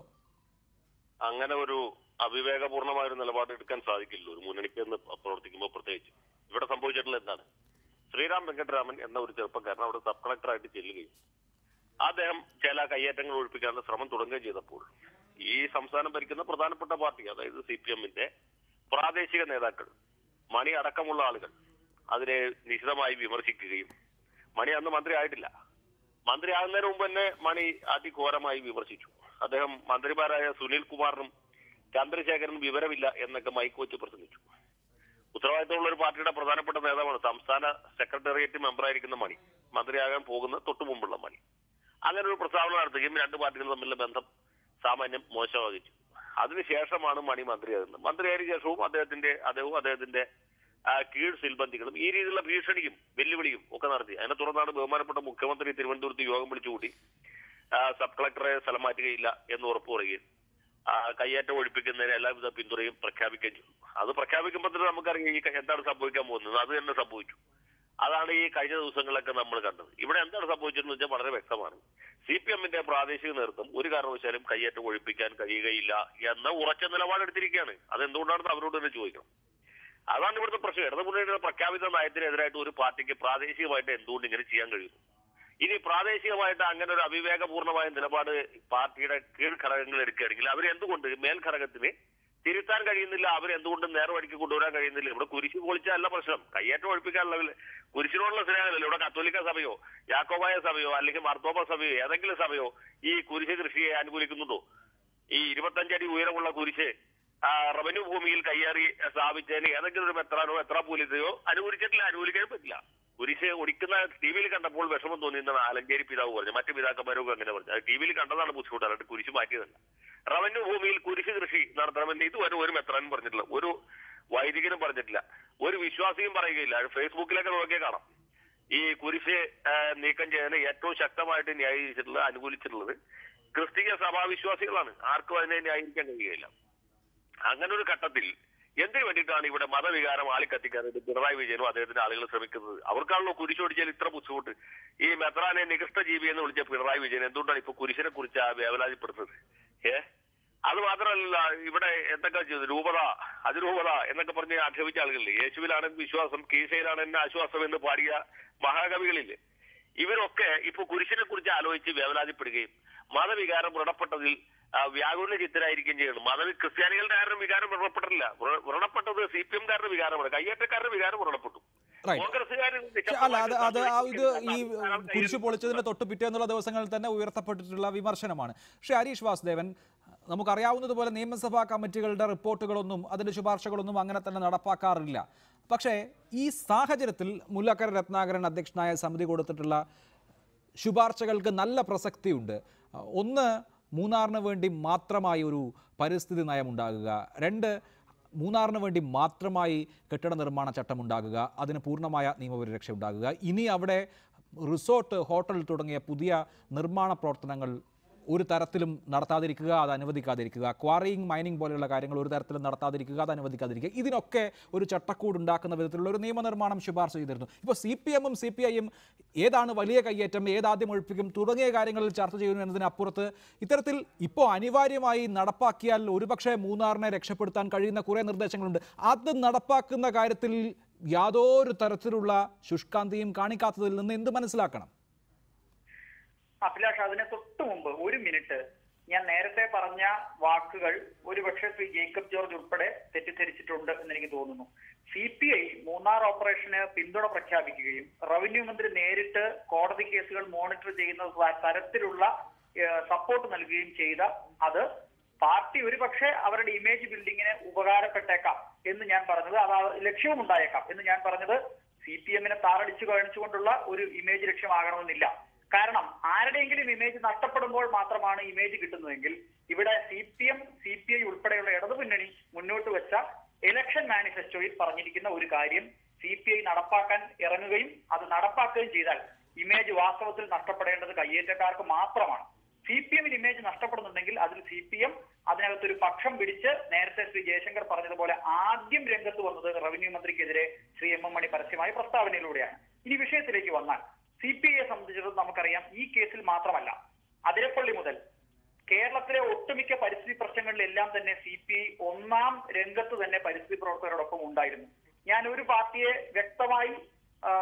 വ്യക്തിപരമായി സപ്പോർട്ട് ചെയ്യല്ല, പക്ഷെ ഞാൻ പങ്കെടുത്ത എല്ലാ പരിസ്ഥിതി സമ്മേളനങ്ങളിലും എല്ലാ പരിസ്ഥിതി വിഷയങ്ങളിലും CPI ഏറെക്കുറെ പരിസ്ഥിതി പ്രവർത്തകരോട് ഒപ്പം ചേർന്ന് നിൽക്കുന്ന നിലപാട് സ്വീകരിച്ചിരുന്നു. ഇനി മൂന്നാറിലേക്ക് വന്നാൽ കഴിഞ്ഞ VS അച്യുതാനന്ദൻ സർക്കാരിന്റെ കാലത്ത് ടാറ്റയിൽ നിന്ന് പിടിച്ച 17,900 ഏക്കർ ഭൂമി വനമായി നോട്ടിഫൈ ചെയ്യണമെന്ന് ഒറ്റക്കാലിൽ നിന്നുകൊണ്ട് തപസ് ചെയ്തതുപോലെ മന്ത്രിസഭാ യോഗത്തിൽ പോലും VS അച്യുതാനന്ദനുമായി കൊമ്പ് കോർത്ത് പോലും ആ തീരുമാനം എടുപ്പിക്കാൻ ശക്തമായ നിലപാട് സ്വീകരിച്ചത് അന്നത്തെ വനമന്ത്രി ശ്രീ ബിനോയ് വിശ്വമാണ്. അന്നത്തെ കൃഷിമന്ത്രി ശ്രീ മുല്ലക്കര രത്നാകരൻ അതിന് വലിയ പിന്തുണ മന്ത്രിസഭയ്ക്ക് അകത്ത് നൽകി. ആറന്മുളയുടെ ഉദാഹരണം നമുക്കറിയാം. ആറന്മുള പ്രോജക്ടിനെതിരെ മാതൃഭൂമിയുടെ തലവാചകം നിങ്ങൾ ഓർക്കും. പിറ്റേ ദിവസത്തെ കോടിയേരി ബാലകൃഷ്ണൻ സമവായത്തിലെത്തുകയും എന്നാൽ ശക്തമായി അതിനെ എതിർക്കുകയും ചെയ്തത് മുല്ലക്കര രത്നാകരനാണെന്ന് നമ്മൾ ഓർക്കണം. ഇത്തരത്തിൽ CPIക്ക് അവരുടെ പ്രഖ്യാപിത നയം മൂന്നാറിലും മറ്റ് പരിസ്ഥിതി സമരങ്ങളിലും പരിസ്ഥിതിക്ക് അനുകൂലമായി ഉണ്ട് എന്നതിന്റെ പശ്ചാത്തലത്തിലായിരിക്കും ഒരുപക്ഷെ മുല്ലക്കര രത്നാകരന്റെ റിപ്പോർട്ടിനെ, പുതിയ ആ കമ്മിറ്റിയുടെ റിപ്പോർട്ടിനെ നാം കാണേണ്ടത്. വളരെ ശക്തമായിട്ടുള്ള റിപ്പോർട്ടാണ് അത് മൂന്നാറിന്റെ പ്രായോഗിക താല്പര്യങ്ങൾ കൂടി പരിഗണിച്ചിട്ടുള്ള റിപ്പോർട്ടാണ്. അത് ദീർഘകാല അടിസ്ഥാനത്തിൽ എങ്ങനെയായിരിക്കണം മൂന്നാർ പ്ലാൻ ചെയ്യേണ്ടത് എന്നതടക്കമുള്ള വിശദാംശങ്ങൾ അതിനകത്തുണ്ട്. പ്രത്യേകിച്ച് പ്രത്യേക കെട്ടിട നിർമ്മാണ ചട്ടം, പ്രത്യേക വികസന അതോറിറ്റി, ഇതെല്ലാം തന്നെ നമ്മൾ ഈ കഴിഞ്ഞ ദിവസങ്ങളിലെല്ലാം ചർച്ച ചെയ്തപ്പോൾ ഏതെങ്കിലും CPM-കാരൻ മൂന്നാറിലെ കയ്യേറ്റം ഒഴിപ്പിക്കണം എന്നതിനപ്പുറം മൂന്നാറിന്റെ ദീർഘകാല വികസനത്തിന് വേണ്ടി എന്തെങ്കിലും ചെയ്യണം എന്ന തരത്തിലുള്ള ഒരു പ്രസ്താവന CPM-കാരുടെ ഭാഗത്തുനിന്ന് ഉണ്ടായോ എന്ന് നമ്മൾ പരിശോധിക്കണം. ഇത് കൂട്ടി വായിക്കുമ്പോൾ നിയമസഭാ പരിസ്ഥിതി കമ്മിറ്റിയുടെ റിപ്പോർട്ട് നടപ്പാക്കണമെന്ന് ഒരു CPM-കാരനും ഒരു ചർച്ചയിലും പറഞ്ഞ് ഞാൻ കേട്ടില്ല എന്ന് അഭിലാഷ് പ്രത്യേകം ഓർക്കുമല്ലോ. ഇതുകൊണ്ട് തന്നെ ആത്മാർത്ഥത ഈ കാര്യത്തിൽ കയ്യേറ്റക്കാരോട് അചഞ്ചലമായ ഭക്തിയും താല്പര്യവും പ്രകടിപ്പിക്കുന്ന ശ്രീ M.M. മണിയെ പിന്തുണയ്ക്കുന്ന CPM-ന്റെ നിലപാട് കയ്യേറ്റത്തിന് അനുകൂലമാണ് എന്ന് വിശ്വസിക്കുകയെ വസ്തുതകൾ വെച്ച് നിവൃത്തിയുള്ളൂ. റൈറ്റ്, അതാണ് ശ്രീ ഭാസുരേന്ദ്ര ബാബു. നമ്മൾ വെറുതെ ഒരു പ്രതീതി ഉണ്ടാക്കുന്നതല്ല, മറിച്ച് നമ്മുടെ മുമ്പിലുള്ള കുറേ യാഥാർത്ഥ്യങ്ങളുണ്ടല്ലോ. കുരിശ് പൊളിച്ച സംഭവം ഇപ്പോൾ അഡ്വക്കേറ്റ് ജയശങ്കർ ചൂണ്ടിക്കാണിക്കുകയുണ്ടായി. ആ കുരിശ് സിറോ മലബാർ സഭയോ കേരളത്തിലെ ഏതെങ്കിലും കത്തോലിക്ക സഭയോ അവരുടേതാണെന്ന് കരുതുന്ന ഒന്നല്ല, മറിച്ച് അവർ തന്നെ പുറത്താക്കിയിട്ടുള്ള ഒരാൾ, ഒരു സാധാരണ വിശ്വാസിയാണെങ്കിൽ പോകട്ടെ, കയ്യേറ്റക്കാരൻ എന്ന് നിരവധി റിപ്പോർട്ടുകളുള്ള, നിരവധി തവണ അന്വേഷണങ്ങൾ നേരിട്ട ഒരാൾ, കയ്യേറ്റക്കാരൻ എന്ന് ലാൻഡ് റവന്യൂ കമ്മീഷണർ റിപ്പോർട്ട് നൽകിയിട്ടുള്ള, ഭൂമി തിരിച്ചുപിടിക്കണമെന്ന് ഉത്തരവിട്ടിട്ടുള്ള, ക്രൈംബ്രാഞ്ച് അന്വേഷണം നേരിടുന്ന ഒരു ആളുടെ കുടുംബാംഗം കൊണ്ടുവച്ച ഒരു സംഭവമാണ്. അത് പൊളിക്കുന്നതിൽ ഇവിടെ സൂചിപ്പിക്കപ്പെട്ടതുപോലെ ആരുടെയും മതവികാരം ഉണർന്ന ഒരു പ്രശ്നമേ ഉണ്ടായിരുന്നില്ല. എന്നിട്ടും അതിനെ മറയാക്കിക്കൊണ്ട് മൂന്നാറിൽ ഇനി JCB വേണ്ട എന്ന് തീരുമാനിക്കുന്നു. മൂന്നാറിലെ കയ്യേറ്റം ഒഴിപ്പിക്കൽ മന്ത്രി M.M. മണിയോടുകൂടി ആലോചിച്ച ശേഷം മതി എന്ന് തീരുമാനിക്കുന്നു. അദ്ദേഹത്തോട് ആലോചിച്ചാലും പോരാ, മതമേലധ്യക്ഷന്മാരോടും മറ്റ് അവിടവുമായി ബന്ധപ്പെടുന്ന സകല ആളുകളോടും ബന്ധപ്പെട്ട് ആലോചിച്ച് സമവായം ഉണ്ടാക്കിയതിന് ശേഷം മതി എന്ന് തീരുമാനിക്കുന്നു. ഈ ഒരു കുരിശു പൊളിക്കൽ എന്നൊരൊറ്റ കാര്യത്തെ ആധാരമാക്കി ഇങ്ങനെ ഒരു തീരുമാനം എടുക്കണം എങ്കിൽ അതിന് പിന്നിൽ എന്തെങ്കിലും ഒരു താല്പര്യം ഉണ്ടാകുമല്ലോ. അത് നമ്മുടെ ഒരു കോമൺ സെൻസ് ആണ്. നമ്മുടെ മുമ്പിലുള്ള വസ്തുതകളെ ആധാരമാക്കി അങ്ങനെയല്ലേ അതിനെ വിലയിരുത്താൻ പറ്റൂ.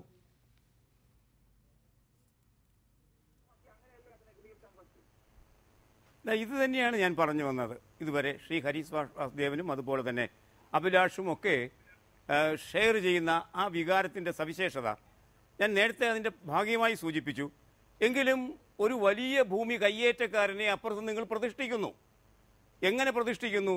അതിൻ്റെ പൊതു പശ്ചാത്തലത്തിൻ്റെ ഒരു ആനുപാതികതയിലും വരാത്ത ഒരു കയ്യേറ്റക്കാരൻ, അജ്ഞാതനായി നിൽക്കുന്ന ഒരു മഹാ കയ്യേറ്റക്കാരൻ, നമ്മുടെ സസ്പെൻസ് ത്രില്ലറുകളിൽ ഇനിയും വരാത്ത ഒരു വലിയ വില്ലൻ, അയാളെ മുൻനിർത്തി നിങ്ങൾ എല്ലാം ഭാവന ചെയ്യുന്നു. അതിന് പകരം ലളിതമാണല്ലോ, തുറന്ന പുസ്തകം മാതിരിയല്ലേ മൂന്നാർ കിടക്കുന്നത്.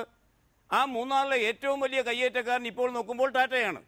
ആ ടാറ്റയെ തന്നെ അത്ര എളുപ്പമല്ല പിടിക്കാനെന്ന് ഈ നമ്മുടെ കാനൻ രാജേന്ദ്രൻ തന്നെ പറയുന്നൊരു വസ്തുതയാണ്. കാരണം എവിടെ നിന്ന് എവിടെ അളന്ന് തീർക്കണം, ഇങ്ങനെയൊക്കെയുള്ള ധാരാളം സങ്കീർണമായ പ്രശ്നങ്ങളുണ്ട്. ഞാൻ സങ്കീർണത ഈ ടാറ്റയുടെ കയ്യേറ്റം ഒഴിപ്പിക്കൽ സങ്കീർണമാണ് എന്ന് പറയുന്നത് അവർക്ക് നിയമപരമായി അവർക്ക് അവകാശമുള്ള ധാരാളം ഭൂമി അവിടെ ഉള്ളത് കൊണ്ട്, അതല്ലാതെ എക്സസ് ആയ ഭൂമി ഏതാണ് എന്ന് ഇനിയും കണ്ടുപിടിക്കാനുള്ളത് കൊണ്ടൊക്കെയാണ്. ഇത് പക്ഷേ വളരെ പ്ലെയിൻ ആണ്. കാരണം പട്ടയമില്ലാത്ത ഭൂമിയാണ് എന്നുള്ളത് ഈ പറയുന്ന കുരിശു കൊണ്ടുവച്ച ആളുകൾ പോലും സമ്മതിക്കും. ഇത് സർക്കാരിന്റെ ഭൂമി നഗ്നമായി കയ്യേറിയ ഒരു ഏർപ്പാടാണ്. അത് രണ്ടും തമ്മിൽ വ്യത്യാസമുണ്ട്. മറ്റേത് കൈവശ ഭൂമി എത്ര, പിന്നെ അവർ കുറച്ചും കൂടി കൈവശം വെച്ചത് എത്ര തുടങ്ങിയ കാര്യങ്ങൾക്ക് പഠനവും സർവേയും ഒക്കെ ആവശ്യമാകും. ഇത് പക്ഷേ സർക്കാരിന്റെ ഭൂമിയിൽ ഒരു ദിവസം പെട്ടെന്ന് അങ്ങ് കൊണ്ടുപോയി ഒരു കുരിശു നാട്ടി കയ്യേറ്റം നടത്തുക എന്നുള്ളത് അങ്ങേയറ്റം സിമ്പിളാണ്. അത് ഒഴിപ്പിക്കുന്നതിന് ഈ ടാറ്റായുടെ കാര്യം പറഞ്ഞ് തടസ്സം എന്തിനെന്നാണ് ചോദ്യം.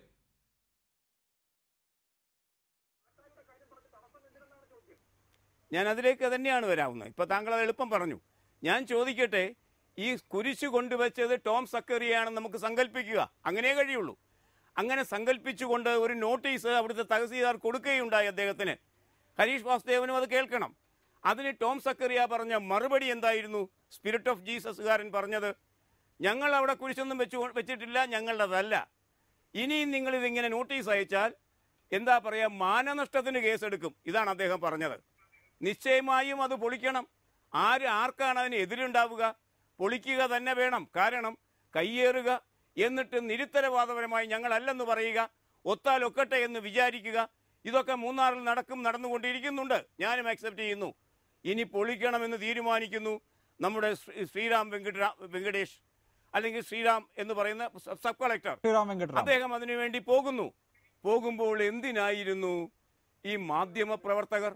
ഇതാണ് ഞാൻ ചോദിക്കുന്നത്. മാധ്യമ പ്രവർത്തകരുടെ അനുധാവനം എന്തിനാണ് ഒരു സബ് കളക്ടർക്ക്? അതിന് കൃത്യം ഉത്തരം പറയണം. കാരണം മാധ്യമ പ്രവർത്തനത്തിന്റെ മാധ്യസ്ഥം അവിടെ ഇല്ലായിരുന്നുവെങ്കിൽ അത് ഒരു വലിയ പ്രശ്നമാകില്ല. ഒരു പ്രത്യയശാസ്ത്ര നിർമ്മിതിക്ക് അവസരം സൃഷ്ടിക്കില്ല. CPI-ക്കാർ മറുപടി പറയണം. എന്തിനായിരുന്നു ഉദ്യോഗസ്ഥൻ അതുകൊണ്ട് പോയത്? ഇനി അങ്ങനെ വേണമെങ്കിൽ ഒരു IAS-കാരൻ്റെ നിയമാവലി വെച്ച് ഞാൻ പറയട്ടെ, ഒരു സ്വകാര്യമായി ഔദ്യോഗികമായി വീഡിയോ പിടിച്ചു വെക്കുന്നതിന് മാധ്യമപ്രവർത്തകരൊന്നും വേണ്ട, കുട്ടിക്കോശങ്ങളും വേണ്ട. അതാണ് ഈ സംഭവത്തിലുള്ള വിഷയമെങ്കിൽ നമ്മൾ അത് അഭിസംബോധന ചെയ്യേണ്ട വിഷയം തന്നെയാണ്. അഡ്വക്കേറ്റ് ജയശങ്കർ ഇപ്പോൾ ഉന്നയിക്കപ്പെട്ട വിഷയം ലളിതമാണല്ലോ. ഇവിടെ പിണറായി വിജയനാകട്ടെ MM മണിയാകട്ടെ ഉന്നയിച്ച ഒരു ഭയം എന്ന് പറയുന്നത് ഈ കുരിശ് പൊളിക്കുന്ന വിഷ്വൽ തെരഞ്ഞെടുപ്പ് കാലമാകുമ്പോൾ ഓരോ വീട്ടിലും എത്തിക്കും, CD ആയിട്ടോ അല്ലെങ്കിൽ മറ്റേതെങ്കിലും രൂപത്തിലോ. അന്നിത് കയ്യേറ്റം ഒഴിപ്പിക്കലാണോ മറ്റെന്തെങ്കിലുമാണോ എന്നുള്ളതായിരിക്കില്ല, മറിച്ച് ഒരു കുരിശ് പൊളിക്കപ്പെടുന്ന ദൃശ്യം മാത്രം എന്നുള്ള തരത്തിലായിരിക്കും 4 വർഷം കഴിയുമ്പോൾ അവതരിപ്പിക്കപ്പെടുക എന്ന ഭയം ഈ രോഷപ്രകടനത്തിന് അല്ലെങ്കിൽ ഈ നടപടിക്ക് പിന്നിലുണ്ടാകും. അവിടെ സബ് കളക്ടറെ സംബന്ധിച്ച് ജോലി ചെയ്യാനാണെങ്കിൽ അദ്ദേഹത്തിൻ്റെ ജോലി ചെയ്താൽ പോരെ? എന്തിന് ഈ പുലർച്ചെ നേരത്തും കാലക്കൂട്ടി മാധ്യമങ്ങളെയും ക്യാമറകളെയും ഒക്കെ അറിയിച്ച് ഇങ്ങനെ ഇതിനൊരു ഷോ ആക്കി മാറ്റുന്നു? അപ്പോൾ ഇത് ഇങ്ങനെ ഒരു ദൃശ്യം എന്നുള്ളത് അടയാളപ്പെടുത്തണം എന്ന് വരുന്നത് എന്തിൻ്റെ താല്പര്യമാണ്? അല്ല, ഇത് ശ്രീ ഭാസുരേന്ദ്ര ബാബുവിന്റെ വാദം നമ്മൾ അംഗീകരിക്കണമെങ്കിൽ 4 കൊല്ലം കഴിയുമ്പോഴത്തേക്ക് കേരളത്തിലെ മൊത്തം ആളുകൾക്ക് ഡിമിനേഷ്യ ബാധിക്കും. അവർക്ക് ആർക്കും യാതൊരു ഓർമ്മയുണ്ടാവില്ല ഇത് മൂന്നാറിലെ കുരിശ് പൊളിച്ചതാണോ, അതോ ഇനി സിറിയയിലും പാലസ്തീനിലും അല്ല ഇറാഖിലും ഒക്കെ IS-കാര് ഈ ക്രിസ്ത്യൻ പള്ളികളെ ആക്രമിക്കുന്നുണ്ട്. ഇവിടെ ചില മതമേലധ്യക്ഷന്മാരെ തന്നെ തട്ടിക്കൊണ്ടുമുണ്ട്. അതിന്റെ ഭാഗമായിട്ട് പൊളിച്ചതാണോ എന്നൊക്കെ സംശയം തോന്നും. മലയാളികൾക്ക് ആർക്കും അങ്ങനെ ഒരു സംശയം തോന്നില്ല. അരിയാഹാരം കഴിക്കുന്നവർക്കൊക്കെ നല്ല ഓർമ്മയുണ്ടാവും. ഇത് മൂന്നാറിലെ കയ്യേറ്റ ഭൂമിയിൽ 500 ഏക്കർ 200 ഏക്കർ സ്ഥലം കയ്യേറി 25 അടി ഉയരമുള്ള കുരിശ് സ്ഥാപിച്ചാൽ ഈ നാട്ടിലെ എല്ലാ ക്രിസ്ത്യാനികൾക്കും ഓർമ്മയുണ്ടാവും, മുസ്ലിങ്ങൾക്കും ഓർമ്മയുണ്ടാവും, ഹിന്ദുക്കൾക്കും ഓർമ്മയുണ്ടാവും. ഇത് ഭൂമി കയ്യേറുന്നവർക്കെതിരായിട്ടുള്ള ഒരു താക്കീതായിട്ട് തന്നെ ആളുകൾ ഓർമ്മിക്കുകയുള്ളൂ. അല്ലാതെ പിണറായി വിജയനും MM മണിക്കും ഭാസുരേന്ദ്ര ബാബുവിനുള്ള പോലത്തെ ഒരു സംശയം വേറെ ഒരാൾക്കുണ്ടാകില്ല. അവർക്ക് സംശയമൊന്നുമില്ല. അവർക്ക് സംശയം എന്ന് വെച്ചാൽ ഇത് കഴിഞ്ഞാൽ നമ്മുടെ ഭൂമിയിലേക്ക് കയ്യേറുമോ എന്നുള്ള നമ്മുടെ കയ്യേറ്റം പിടിക്കുമോ, നമ്മളെ ഒഴിപ്പിക്കുമോ എന്ന ഭയം മാത്രമേ ഉള്ളൂ. അല്ലാണ്ട് കുരിശിനെ കുറിച്ചുള്ള ഭയമൊന്നുമല്ല. ഇതൊക്കെ ആളുകളെ പറ്റിക്കാനുള്ള പല തക്കടി വിദ്യകളിൽ ഒരു വിദ്യ മാത്രമാണ്. കൊച്ചുകുട്ടികൾക്ക് പോലും മനസ്സിലാവില്ല. അല്ല, അതിൽ അഡ്വക്കേറ്റ് ജയശങ്കർ ഉള്ള പ്രശ്നം, ഇതിന്റെ പ്രശ്നം എന്താണെന്ന് വെച്ച് കഴിഞ്ഞാൽ കുരിശ് കയ്യേറ്റമാണെങ്കിൽ അത് ഒഴിപ്പിക്കണം, അത് ഒഴിപ്പിച്ചാൽ പോരെ? എന്തിനാണ് ചാനലുകളെ വിളിച്ചു കൊണ്ടുപോയി ഒഴിപ്പിക്കുന്നത്? ചാനലുകളെ വിളിച്ചുകൊണ്ട് പോകേണ്ട ആവശ്യമില്ല. ഇവിടെ ഏത് സ്ഥലത്ത് എന്ത് സംഭവം ഉണ്ടെങ്കിലും നിങ്ങൾ അവിടെ വന്ന് റിപ്പോർട്ട് ചെയ്യല്ല ചെയ്യണം. അഭിലാഷ്, നിങ്ങൾ തന്നെ ഇത് എന്നോട് ചോദിക്കുന്നതിൽ എന്ത് ന്യായമുള്ളത്? അല്ലല്ല, അങ്ങനെയല്ല. ഇതിപ്പോ അങ്ങനെ ഒരു ഇവന്റ് നടക്കും എന്ന് അറിവില്ലെങ്കിൽ മാധ്യമങ്ങൾ പോകില്ല. അഡ്വക്കേറ്റ് ജയശങ്കർ, ഒരു റവന്യൂ ഉദ്യോഗസ്ഥന് ആരെയും അറിയിക്കാതെയും ഇത് നടത്താം. ആരെയും അറിയിക്കാതെ ഇവിടെ ഒരു കാര്യം ചെയ്യാൻ പറ്റില്ലല്ലോ. ഇവിടെ വിജിലൻസ് റെയ്ഡ് നടക്കുമ്പോൾ പോലും നിങ്ങൾ ഓടി ചെല്ലുകയില്ലേ? എന്താണ് നമ്മുടെ ആ PWD സെക്രട്ടറി ആയിരുന്ന അയാളുടെ പേരെന്താണ്, സൂരജിന്റെ വീട്ടിൽ റെയ്ഡ് നടന്നപ്പോൾ നിങ്ങൾ കയറ്റിയില്ലേ? അതെങ്ങനെ എത്തിയത്? വിജിലൻസ് കമ്മീഷണർ നിങ്ങൾ വിളിച്ചു പറഞ്ഞോ? ഇല്ല, വിജിലൻസിൽ മാധ്യമങ്ങൾക്ക് സോഴ്സ് ഉണ്ടാവും, അവിടുന്ന് വിവരം കിട്ടും. അതാ പറഞ്ഞേ, എല്ലാവർക്കും സോഴ്സ് ഉണ്ടാവും. സൂരജിന്റെ വീട്ടിൽ റെയ്ഡ് നടന്നപ്പോൾ മാധ്യമപ്രവർത്തകർ എങ്ങനെ എത്തിയത്? KM എബ്രാമിന്റെ വീട്ടിൽ ആരാ എത്തിയത്? എങ്ങനെ എത്തിയത്? അതൊക്കെ അതാത് സമയത്ത് അവിടെ അറിയിക്കാനുള്ള സംവിധാനം ഓരോ ഓഫീസിലും പത്രപ്രവർത്തകർക്ക് സംവിധാനങ്ങൾ ഉണ്ടാവും. മാധ്യമപ്രവർത്തകരോട് ഞാനിത് പ്രത്യേകം പറഞ്ഞു തരേണ്ട ആവശ്യമില്ലല്ലോ. ഇവിടെ എന്തൊക്കെ കാര്യങ്ങൾ മാധ്യമപ്രവർത്തകർ മാധ്യമപ്രവർത്തകർ കണ്ടുപിടിക്കാറുണ്ട് ശ്രീ ജയശങ്കർ. പക്ഷേ ഇവിടെ എന്ന് പറഞ്ഞാൽ കുരിശ് എന്തായാലും ഒരു മതപ്രതീകമാണ്, അക്കാര്യത്തിൽ തർക്കമില്ലല്ലോ. അത് കയ്യേറി കൊണ്ടുവച്ചതാണ് എന്നുള്ളത് ശരി തന്നെ. പക്ഷേ അവിടെ എന്തായാലും 144 പ്രഖ്യാപിച്ച് അത് ഒഴിപ്പിക്കുമ്പോൾ അത് വളരെ ഗൗരവമുള്ള ഒരു സ്ഥിതിവിശേഷം എന്ന് ജില്ലാ ഭരണകൂടം ഉൾക്കൊണ്ടിട്ടാകുമല്ലോ അങ്ങനെ ചെയ്യുന്നത്. അപ്പോൾ അത് കുറച്ചുകൂടി രഹസ്യാത്മകമായി നടത്താൻ പറ്റാത്തതല്ലല്ലോ. അല്ല, അപ്പൊ പറയും മാധ്യമങ്ങളെ അറിയിക്കാതെ എന്തിന് ഇയാളോട് പോയി പൊളിച്ചു, മാധ്യമങ്ങളെ എന്തുകൊണ്ട് അങ്ങനെ കയറ്റിയില്ല? 144 പ്രഖ്യാപിച്ചതിന് ഇപ്പോൾ വലിയ ആക്ഷേപമായിട്ട് നിൽക്കുന്നത്. കാരണം 144 പ്രഖ്യാപിച്ച എന്തിനോട് വെച്ചാൽ അവിടെ ഒരു സംഘർഷാവസ്ഥ ഉണ്ടായിരുന്നില്ല. പക്ഷേ സംഘർഷാവസ്ഥ ഉണ്ടാകാനുള്ള എല്ലാ സാധ്യതയുണ്ട്. മുമ്പ് ഇത് പൊളിപ്പിക്കാൻ ചെന്നപ്പോൾ CPM-കാരാണ് തടഞ്ഞത്, മനസ്സിലായില്ലേ? അതല്ലാണ്ട് ടോം സക്കറിയൊക്കെ അവിടെ ഒരാളെ കൂട്ടിയിട്ട് തടയിപ്പിക്കാനുള്ള സംവിധാനമൊന്നുമില്ല. CPM-കാരൊക്കെ തടയാൻ പറ്റുള്ളൂ, അല്ലാതെ പുറമേ നിന്ന് ചന്ദ്രഗ്രഹത്തിൽ നിന്ന് ആൾക്കാർ വന്ന് തടയൂലല്ലോ. ഇവിടെ സംഭവിച്ചിട്ടുള്ള ഇതാണ്. അപ്പൊ അങ്ങനെ ഒരു സംഘർഷാവസ്ഥ ഉണ്ടാകാതിരിക്കാൻ വേണ്ടിയിട്ടാണ് 144 പ്രകാരം നിരോധനാജ്ഞ പ്രഖ്യാപിച്ചത്. ശരി, ഈ വിവരം പറഞ്ഞ് മാധ്യമപ്രവർത്തകർ എന്തുകൊണ്ട് പോലീസിൽ ലാത്തി ചാർജ് നടത്തില്ല എന്നായിരിക്കും ഇനി വരാൻ പോകുന്ന ചോദ്യം. ശരി, അതാണ് താങ്കൾക്ക് അക്കാര്യത്തിൽ കാണാനുള്ളത്. ശ്രീ ജേക്കബ് ജോർജ്, CPI അല്ലെങ്കിൽ CPI ഭരിക്കുന്ന റവന്യൂ വകുപ്പ്, അതിന്റെ ഉദ്യോഗസ്ഥർ ഇങ്ങനെ ഈ ദൃശ്യം എടുക്കപ്പെടട്ടെ എന്നുള്ളതൊരു രാഷ്ട്രീയ ലക്ഷ്യം വെച്ച് ചെയ്യുന്നതാണെങ്കിൽ അത് മൂലക്കിരുന്ന കോടാലി എടുത്ത് കാലിലിടുന്നത് മാതിരിയാണല്ലോ. കാരണം ഒരു എതിർ മതവികാരം ഉണ്ടായാൽ, ഒരു മതവികാരം വ്രണപ്പെടുന്ന സംഭവം ഉണ്ടായാൽ CPIM-നെ എങ്ങനെ ബാധിക്കുമോ അതുപോലെ തന്നെ CPI-യെയും ബാധിക്കണമല്ലോ അടുത്ത തെരഞ്ഞെടുപ്പിൽ, അത് ഏത് തെരഞ്ഞെടുപ്പായാലും. അതുകൊണ്ട് ഇങ്ങനെ ഒരു ദൃശ്യം വരുത്തണം എന്ന ഒരു ആലോചന ഇതിന് പിന്നിൽ ഉണ്ടായിരുന്നു എന്നൊക്കെ പറയുന്നത് ശരിക്കും വന്യമായിട്ടുള്ള ചിന്തയല്ല. എന്തുകൊണ്ട് ഇങ്ങനെ പോസിറ്റീവായ ഒരു നടപടി ഉണ്ടാകുമ്പോൾ, കയ്യേറ്റമായ ഒരു ഭൂമി ഒഴിപ്പിക്കുമ്പോൾ ഇത്തരത്തിലൊക്കെയുള്ള ചിന്തയിലേക്ക് ഭരണകൂടം പോകണം? എന്തിനാണ് CPI-യെ ഇത്ര അവിശ്വാസം CPIM-ന്?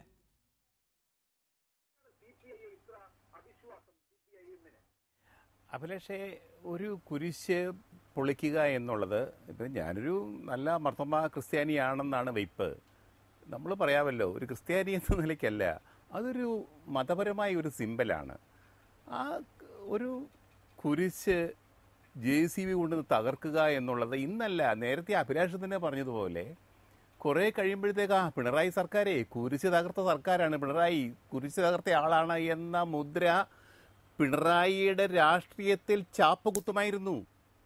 അത് രാഷ്ട്രീയക്കാരൻ, പരിണിതപ്രജ്ഞനായ രാഷ്ട്രീയക്കാരൻ ഉണർന്നാണ് പിണറായി ശക്തമായ നിലപാട് സ്വീകരിച്ചത്. പിണറായി വിജയൻ അങ്ങനെ പേടിച്ചെന്തെങ്കിലും ചെയ്യുന്ന രാഷ്ട്രീയ നേതാവേ അല്ലല്ലോ ശ്രീ ജേക്കബ് ജോർജ്. ഓർക്കണം, അദ്ദേഹത്തിന്റെ ഒപ്പം നിൽക്കുന്ന, എല്ലാ കാലത്തും CPIM-നെ പിന്തുണച്ചിട്ടുള്ള സുന്നി വിഭാഗത്തെ, AP സുന്നികളെ പ്രകോപിപ്പിച്ചുകൊണ്ട് ബോഡി വേസ്റ്റാണ് ആ മുടി എന്ന് പറഞ്ഞ നേതാവാണ് പിണറായി വിജയൻ. അദ്ദേഹം നമ്മുടെ പൊതുസമൂഹത്തിന് മുൻപിൽ നടത്തിയിട്ടുള്ള വിമർശനങ്ങൾ, വിവിധ മതമേലധ്യക്ഷന്മാരെ കുറിച്ചും മറ്റും നടത്തിയിട്ടുള്ള വിമർശനങ്ങൾ ഒരു പേടിയോടും കൂടിയല്ല അദ്ദേഹം പറഞ്ഞിട്ടുള്ളത്. അതുകൊണ്ട് അടുത്ത തെരഞ്ഞെടുപ്പ് വരുമ്പോൾ എന്ത് സംഭവിക്കും എന്ന് വിചാരിച്ച് സംസാരിക്കുന്ന ആളായിരുന്നില്ലല്ലോ പിണറായി വിജയൻ. അപ്പോൾ അദ്ദേഹം ഇനി ഈ വിഷ്വലിനെ പേടിച്ചിപ്പോൾ ഇങ്ങനെ ഒരു നിലപാടെടുത്തതാണെന്ന് പറയുന്നത് പിണറായി വിജയനെ അറിയുന്ന കേരളം വിശ്വസിക്കുമോ?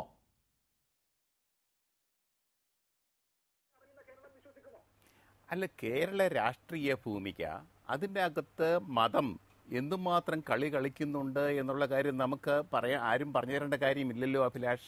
ആ ഒരു സാഹചര്യത്തിൽ ആ ഒരു സാഹചര്യം കൂടി നമ്മൾ വിലയിരുത്തേണ്ടേ? ഇവിടെ ഒരു കുരിശ് JCB ഉപയോഗിച്ച് അട്ടിമറിക്കുന്നു. അപ്പോൾ ഭരിച്ചിരുന്നത് പിണറായി വിജയനാണ്, കേരളത്തിൻ്റെ മുഖ്യമന്ത്രി.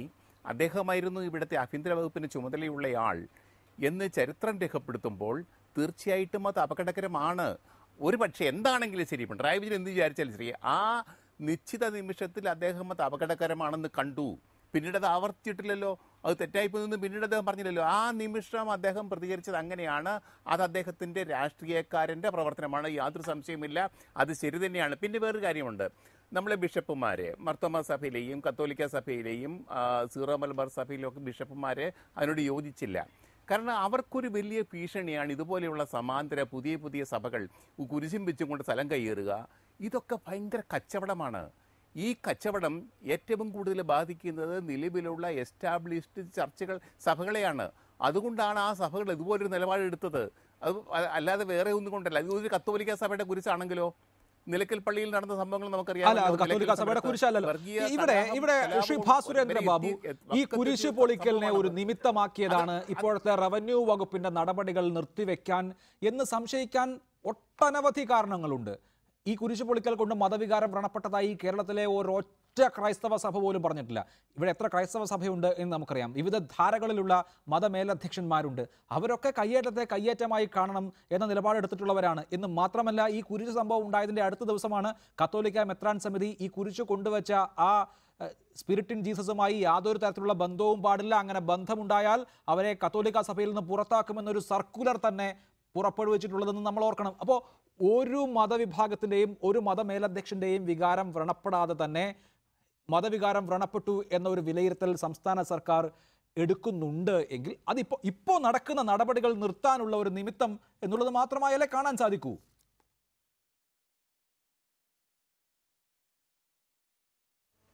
ശരി, ഞാൻ പറയട്ടെ. ഞാൻ പറഞ്ഞില്ലല്ലോ ആരുടെയെങ്കിലും മതവികാരം വ്രണപ്പെട്ട് വലിയ അപായകരമായ സാഹചര്യം രൂപപ്പെടുമെന്നും ഞാൻ പറഞ്ഞിട്ടില്ല. അപ്പോൾ കുരിശ് ഇളക്കിയാൽ ന്യായീകരിക്കപ്പെടുന്ന കാരണങ്ങൾ ഉണ്ടെങ്കിൽ അത് ഇളക്കപ്പെടുന്നതിന് യാതൊരു ബുദ്ധിമുട്ടുമില്ല എന്നും മാത്രമല്ല, ഇതിനു മുമ്പുണ്ടായിരുന്ന സർക്കാർ ചെയ്യാൻ മടിച്ചതും പേടിച്ചതുമായ കാര്യങ്ങൾ, സ്വാശ്രയ മാനേജ്മെൻറ്റിൻ്റെ കാര്യത്തിൽ നിയമങ്ങൾ കൊണ്ടും നടപടികൾ കൊണ്ടും ചെയ്ത മുഖ്യമന്ത്രിയാണല്ലോ പിണറായി വിജയൻ. അതിൻ്റെ പേരിലാണല്ലോ മഹിജ വരെ പ്രശ്നങ്ങളായി വരുന്നത്. ഞാൻ ചോദിക്കുന്നത്, അപ്പോൾ ഇവരെയൊന്നും ഭയപ്പെട്ടുകൊണ്ടല്ല, മറിച്ചൊരു ഗവൺമെൻറ്റിൻ്റെ ഉത്തരവാദിത്വമുണ്ട്. ഒരു കാര്യം ചെയ്തെടുക്കുമ്പോൾ ആരുടെ വികാരവും വ്രണപ്പെടുത്താതെ ചെയ്യുക എന്നത് ഒരു ജനകീയ വികാരമാണ്, മാനുഷികമായ വികാരമാണ്. എൻ്റെ ചോദ്യം ഇത്രയേ ഉള്ളൂ, അവിടെ എന്തിന് മാധ്യമങ്ങൾ എത്തിപ്പെട്ടു?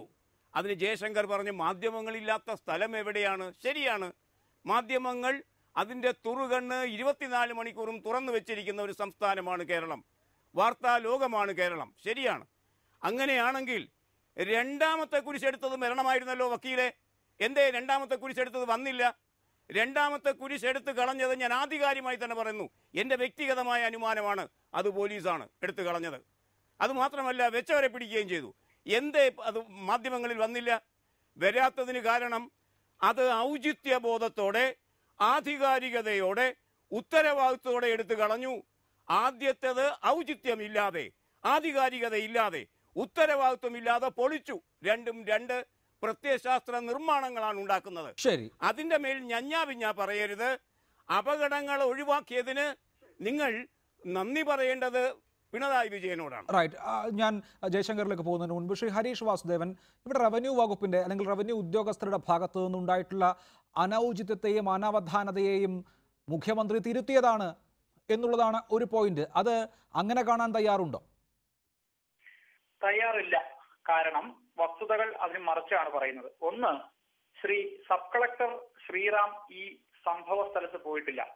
സബ് കളക്ടർ ശ്രീറാം ഒരു ആളെയും അങ്ങോട്ടേക്ക് അയച്ചിട്ടുമില്ല. അദ്ദേഹം റിപ്പോർട്ടുകൾ ശരിയാണെങ്കിൽ അദ്ദേഹത്തിന്റെ ഓഫീസിൽ ഇരുന്ന് കാര്യങ്ങൾ നിയന്ത്രിക്കുകയായിരുന്നു. രണ്ട് തഹസിൽദാർമാർ, 2 വില്ലേജ് ഓഫീസർമാർ, ജില്ലാ കളക്ടറുടെ ഓഫീസ്, റവന്യൂ മന്ത്രിയുടെ ഓഫീസ്, ലാൻഡ് റവന്യൂ കമ്മീഷണറുടെ ഓഫീസ്, ഇത്രയും ഓഫീസുകൾ തീരുമാനമെടുത്തതിന് ശേഷം തിങ്കളാഴ്ച ജില്ലാ കളക്ടർ കൊടുത്ത നിർദ്ദേശപ്രകാരമാണ് ചൊവ്വാഴ്ച സബ് കളക്ടർ തീരുമാനമെടുക്കുന്നത്. ബുധനാഴ്ച ക്യാബിനറ്റിലേക്ക് കയറുന്നതിന് മുമ്പ് മുഖ്യമന്ത്രിയോട് ഈ പാപ്പാത്തി ചോലയിലെ ഒഴിപ്പിക്കലുമായി ബന്ധപ്പെട്ട് റവന്യൂ മന്ത്രി സംസാരിച്ചിട്ടുണ്ട് എന്ന് ഇതേ ചർച്ചയിൽ, ഇതിനു മുമ്പ് ഞാൻ പങ്കെടുത്ത ചർച്ചയിൽ റിപ്പോർട്ടർ ചാനൽ CPIയുടെ വക്താവ് ശ്രീ P. പ്രസാദ് പറഞ്ഞിട്ടുള്ളത് നമ്മൾ ഓർക്കണം. അതുകൊണ്ട് തന്നെ മുഖ്യമന്ത്രിയും സർക്കാരും അറിഞ്ഞുകൊണ്ട് നടന്ന ഒരു കയ്യേറ്റം ഒഴിപ്പിക്കൽ 144 ഡിക്ലെയർ ചെയ്യുന്നത് പ്രിക്കോഷണറി ആയാണ്. ഈ ഏതെങ്കിലും ഓഫീസുകളിൽ നിന്നൊക്കെ തന്നെ മാധ്യമങ്ങളിലേക്ക് വാർത്ത പോകാം എന്നുള്ളത് വളരെ നമുക്ക് അറിയുന്ന ആളുകൾക്ക് അറിയാം. എനിക്ക് വ്യക്തിപരമായി അറിയാം. 14ഓളം റവന്യൂ വകുപ്പ് ഉദ്യോഗസ്ഥർ ചേർന്ന് നടത്തുന്ന ഒരു ഓപ്പറേഷനിൽ മാധ്യമപ്രവർത്തകർക്ക് സ്ഥിരമായി വാർത്തകൾ കൊടുക്കുന്ന ആളുകൾ അതിനകത്ത് തന്നെയുണ്ട്. സ്വാഭാവികമായിട്ടും മാധ്യമപ്രവർത്തകർ അവിടെ പോയി ആ വിഷ്വലുകൾ സംസ്ഥാനം കണ്ടു. എനിക്ക് ഒറ്റ ചോദ്യമാണ് ചോദിക്കാനുള്ളത്. എന്നെ അത്ഭുതപ്പെടുത്തുന്നത്, ശ്രീ ഭാസുരേന്ദ്ര ബാബുവിനെ പോലെ വിപ്ലവ വീര്യം കത്തി നിൽക്കുന്ന ഒരാൾക്ക് പോലും കേരളത്തിലെ പൊതു ഭൂമി കയ്യേറി സ്ഥാപിച്ച കുരിശൊഴിപ്പിക്കുന്നത് തലയിൽ മുണ്ടിട്ടുകൊണ്ട് രാത്രി ആരും അറിയാതെ വേണം എന്ന് പറയുന്ന ഗതികേടിലേക്ക് കേരളം മാറിയോ? കേരളത്തിന്റെ മതനിരപേക്ഷ കേരളം ഇത് പൊളിക്കുന്നത് പട്ടപ്പകൽ വേണം എന്ന അഭിപ്രായമുള്ള ആളുകളാണ്. കയ്യേറ്റം കുരിശിന്റെ പേരിലായാലും ചന്ദ്രക്കലയുടെ പേരിലായാലും ശൂലത്തിന്റെ പേരിലായാലും കയ്യേറ്റം ഒഴിപ്പിക്കുന്നതിന് രാജ്യത്ത് ഒരു നിയമമേ ഉള്ളൂ. ശരി, അത് വ്യക്തമാണ്. അഡ്വക്കേറ്റ് ജയശങ്കർ അപകടം ഒഴിവാക്കുകയായിരുന്നു, അതിന് നന്ദി വേണം CPIക്ക് എന്ന് സൂചിപ്പിക്കുമ്പോൾ ശരിയാണ്. നമുക്ക് വിപ്ലവാത്മകമായ നിലപാടുകൾ എടുക്കാം. പട്ടാപ്പകൽ തന്നെ പൊളിച്ചു കളയണം ഒരു കയ്യേറ്റം, അതിപ്പോൾ കുരിശായാലും ചന്ദ്രക്കലയായാലും ഇനി ഭണ്ഡാരമായാലും എന്നൊക്കെ പറയാം. പക്ഷേ അതിന് ചിലപ്പോൾ വലിയ വില കൊടുക്കേണ്ടി വരും. അങ്ങനെ പോളറൈസ്ഡ് ആകാൻ പോകുന്ന ഒരു സംസ്ഥാനമാണ് കേരളം എന്ന് ചിന്തിക്കുന്നവരുമുണ്ട്. അല്ല, ചിലപ്പോഴല്ല, പലപ്പോഴും വലിയ വില കൊടുക്കേണ്ടി വരും. പക്ഷേ സംസ്ഥാനം ഭരിക്കാനുള്ള ഉത്തരവാദിത്വം ജനങ്ങളെ ഏൽപ്പിച്ചിട്ടുണ്ടല്ലോ. എന്തുകൊണ്ടാണ് ജനങ്ങൾ ഈ സർക്കാരിനെ തെരഞ്ഞെടുത്തത്? ഇവരുടെ ആരെങ്കിലും മുഖ സൗന്ദര്യം കണ്ടിട്ടാണോ? പിണറായി വിജയന്റെയോ ഈ ചന്ദ്രശേഖരന്റെയോ അല്ലെങ്കിൽ മാത്യു ടി തോമസിന്റെയോ മറ്റാരുടെയെങ്കിലോ മുഖത്തിന്റെ സൗന്ദര്യം കണ്ടിട്ടല്ല ജനങ്ങൾ വോട്ട് ചെയ്തത്. കഴിഞ്ഞ 5 കൊല്ലം ശ്രീ ഉമ്മൻചാണ്ടിയും സംഘവും ഇവിടെ നടത്തിയ പകൽക്കൊള്ള, വലിയ അഴിമതി, കെടുകാര്യസ്ഥത, സാമുദായിക പ്രീണനം, ഇതൊക്കെ കണ്ട് മനസ്സ് മടുത്തിട്ടാണ്. പിന്നെ രൂക്ഷമായ വിലക്കയറ്റം. ഇതുകൊണ്ടൊക്കെയാണ് LDF ജയിച്ചാലുണ്ട്. LDFനെ എന്റെ മേന്മ കൊണ്ടോ ഭാഗത്തു കൊണ്ടാണെന്ന് എനിക്ക് അഭിപ്രായമില്ല. അങ്ങനെ അഭിപ്രായമുള്ള ആളുകൾ ഉണ്ടാവും, പക്ഷെ എനിക്ക് അഭിപ്രായമില്ല. പൊതുവെ ഉള്ള ഭരണവിരുദ്ധ വികാരം കൊണ്ടാണ് LDF ജയിച്ചത്. അപ്പോൾ LDFന് എന്താണ് ചെയ്യാവുന്നത്? അഴിമതി പരമാവധി ഇല്ലാതാക്കുക, ജനങ്ങൾക്ക് ഉപകാരപ്രദമായ കാര്യങ്ങൾ എന്തെങ്കിലുമൊക്കെ ചെയ്യാൻ കഴിയുമെങ്കിൽ ചെയ്യുക, കുറഞ്ഞ പക്ഷേ ജനങ്ങൾ ഉപദ്രവിക്കാതിരിക്കുകയെങ്കിലും ചെയ്യുക. അത്രയല്ലേ ചെയ്യേണ്ടത്? അതാണ് ചെയ്യേണ്ടത്. അതിന് പകരമായിട്ട് ഇതുപോലെ വലിയ വായിൽ വർത്തമാനം പറഞ്ഞിട്ട് പ്രത്യേകിച്ച് കാര്യമൊന്നുമില്ല. പിന്നെ ഹരീഷ് വാസുദേവൻ അറിയാത്തൊരു കാര്യം, അദ്ദേഹത്തിന്റെ കുട്ടിത്തം കൊണ്ടാണ്, അദ്ദേഹം ചെറുപ്പക്കാരനായതുകൊണ്ടാണ്. ഈ വിപ്ലവകാരികൾ എല്ലാവരും പകലല്ല ഹരീഷ് വിപ്ലവം നടത്തിയിട്ടുള്ളത്. ഇവരൊക്കെ രാത്രി എല്ലാവരും ഉറങ്ങിക്കിടക്കുമ്പോൾ മനുഷ്യരുടെ തല വെട്ടിക്കൊണ്ടിരുന്ന വിപ്ലവകാരികളാണ് ഭാസുരേന്ദ്ര ബാബു അദ്ദേഹത്തോടൊപ്പമുള്ള ആളുകളൊക്കെ. അതൊക്കെ നിങ്ങൾ കുറച്ചുകൂടി ചരിത്രം പഠിക്കണം. മനസ്സിലല്ലേ? കോങ്ങാട് സംഭവം അല്ലെങ്കിൽ നഗരൂർ നമുക്ക് ഇനിയിപ്പോ നക്സൽ പ്രസ്ഥാനത്തിന്റെ ചരിത്രത്തിലേക്ക് ഒന്ന് പോകാനുള്ള സമയമില്ല. എന്റെ സമയം അവസാനിച്ചതുകൊണ്ടാണ്, ദയവായി ക്ഷമിക്കണം. വളരെ നന്ദി Shri Bhasurendra Babu, Shri Jacob George, Shri Harish Vasudevan, advocate Jaishankar സംസാരിച്ചതിന്. എന്തായാലും മൂന്നാർ ഒഴിപ്പിക്കലിനെ ചൊല്ലി ഈ 2 പാർട്ടികളും CPIഎമ്മും CPIയും അവരവരുടെ വിലയിരുത്തലുകളിലേക്ക് എത്തുകയാണ്. ആ വിലയിരുത്തലുകൾ അങ്ങോട്ടും ഇങ്ങോട്ടും കുറ്റപ്പെടുത്തുന്നതുമാണ്.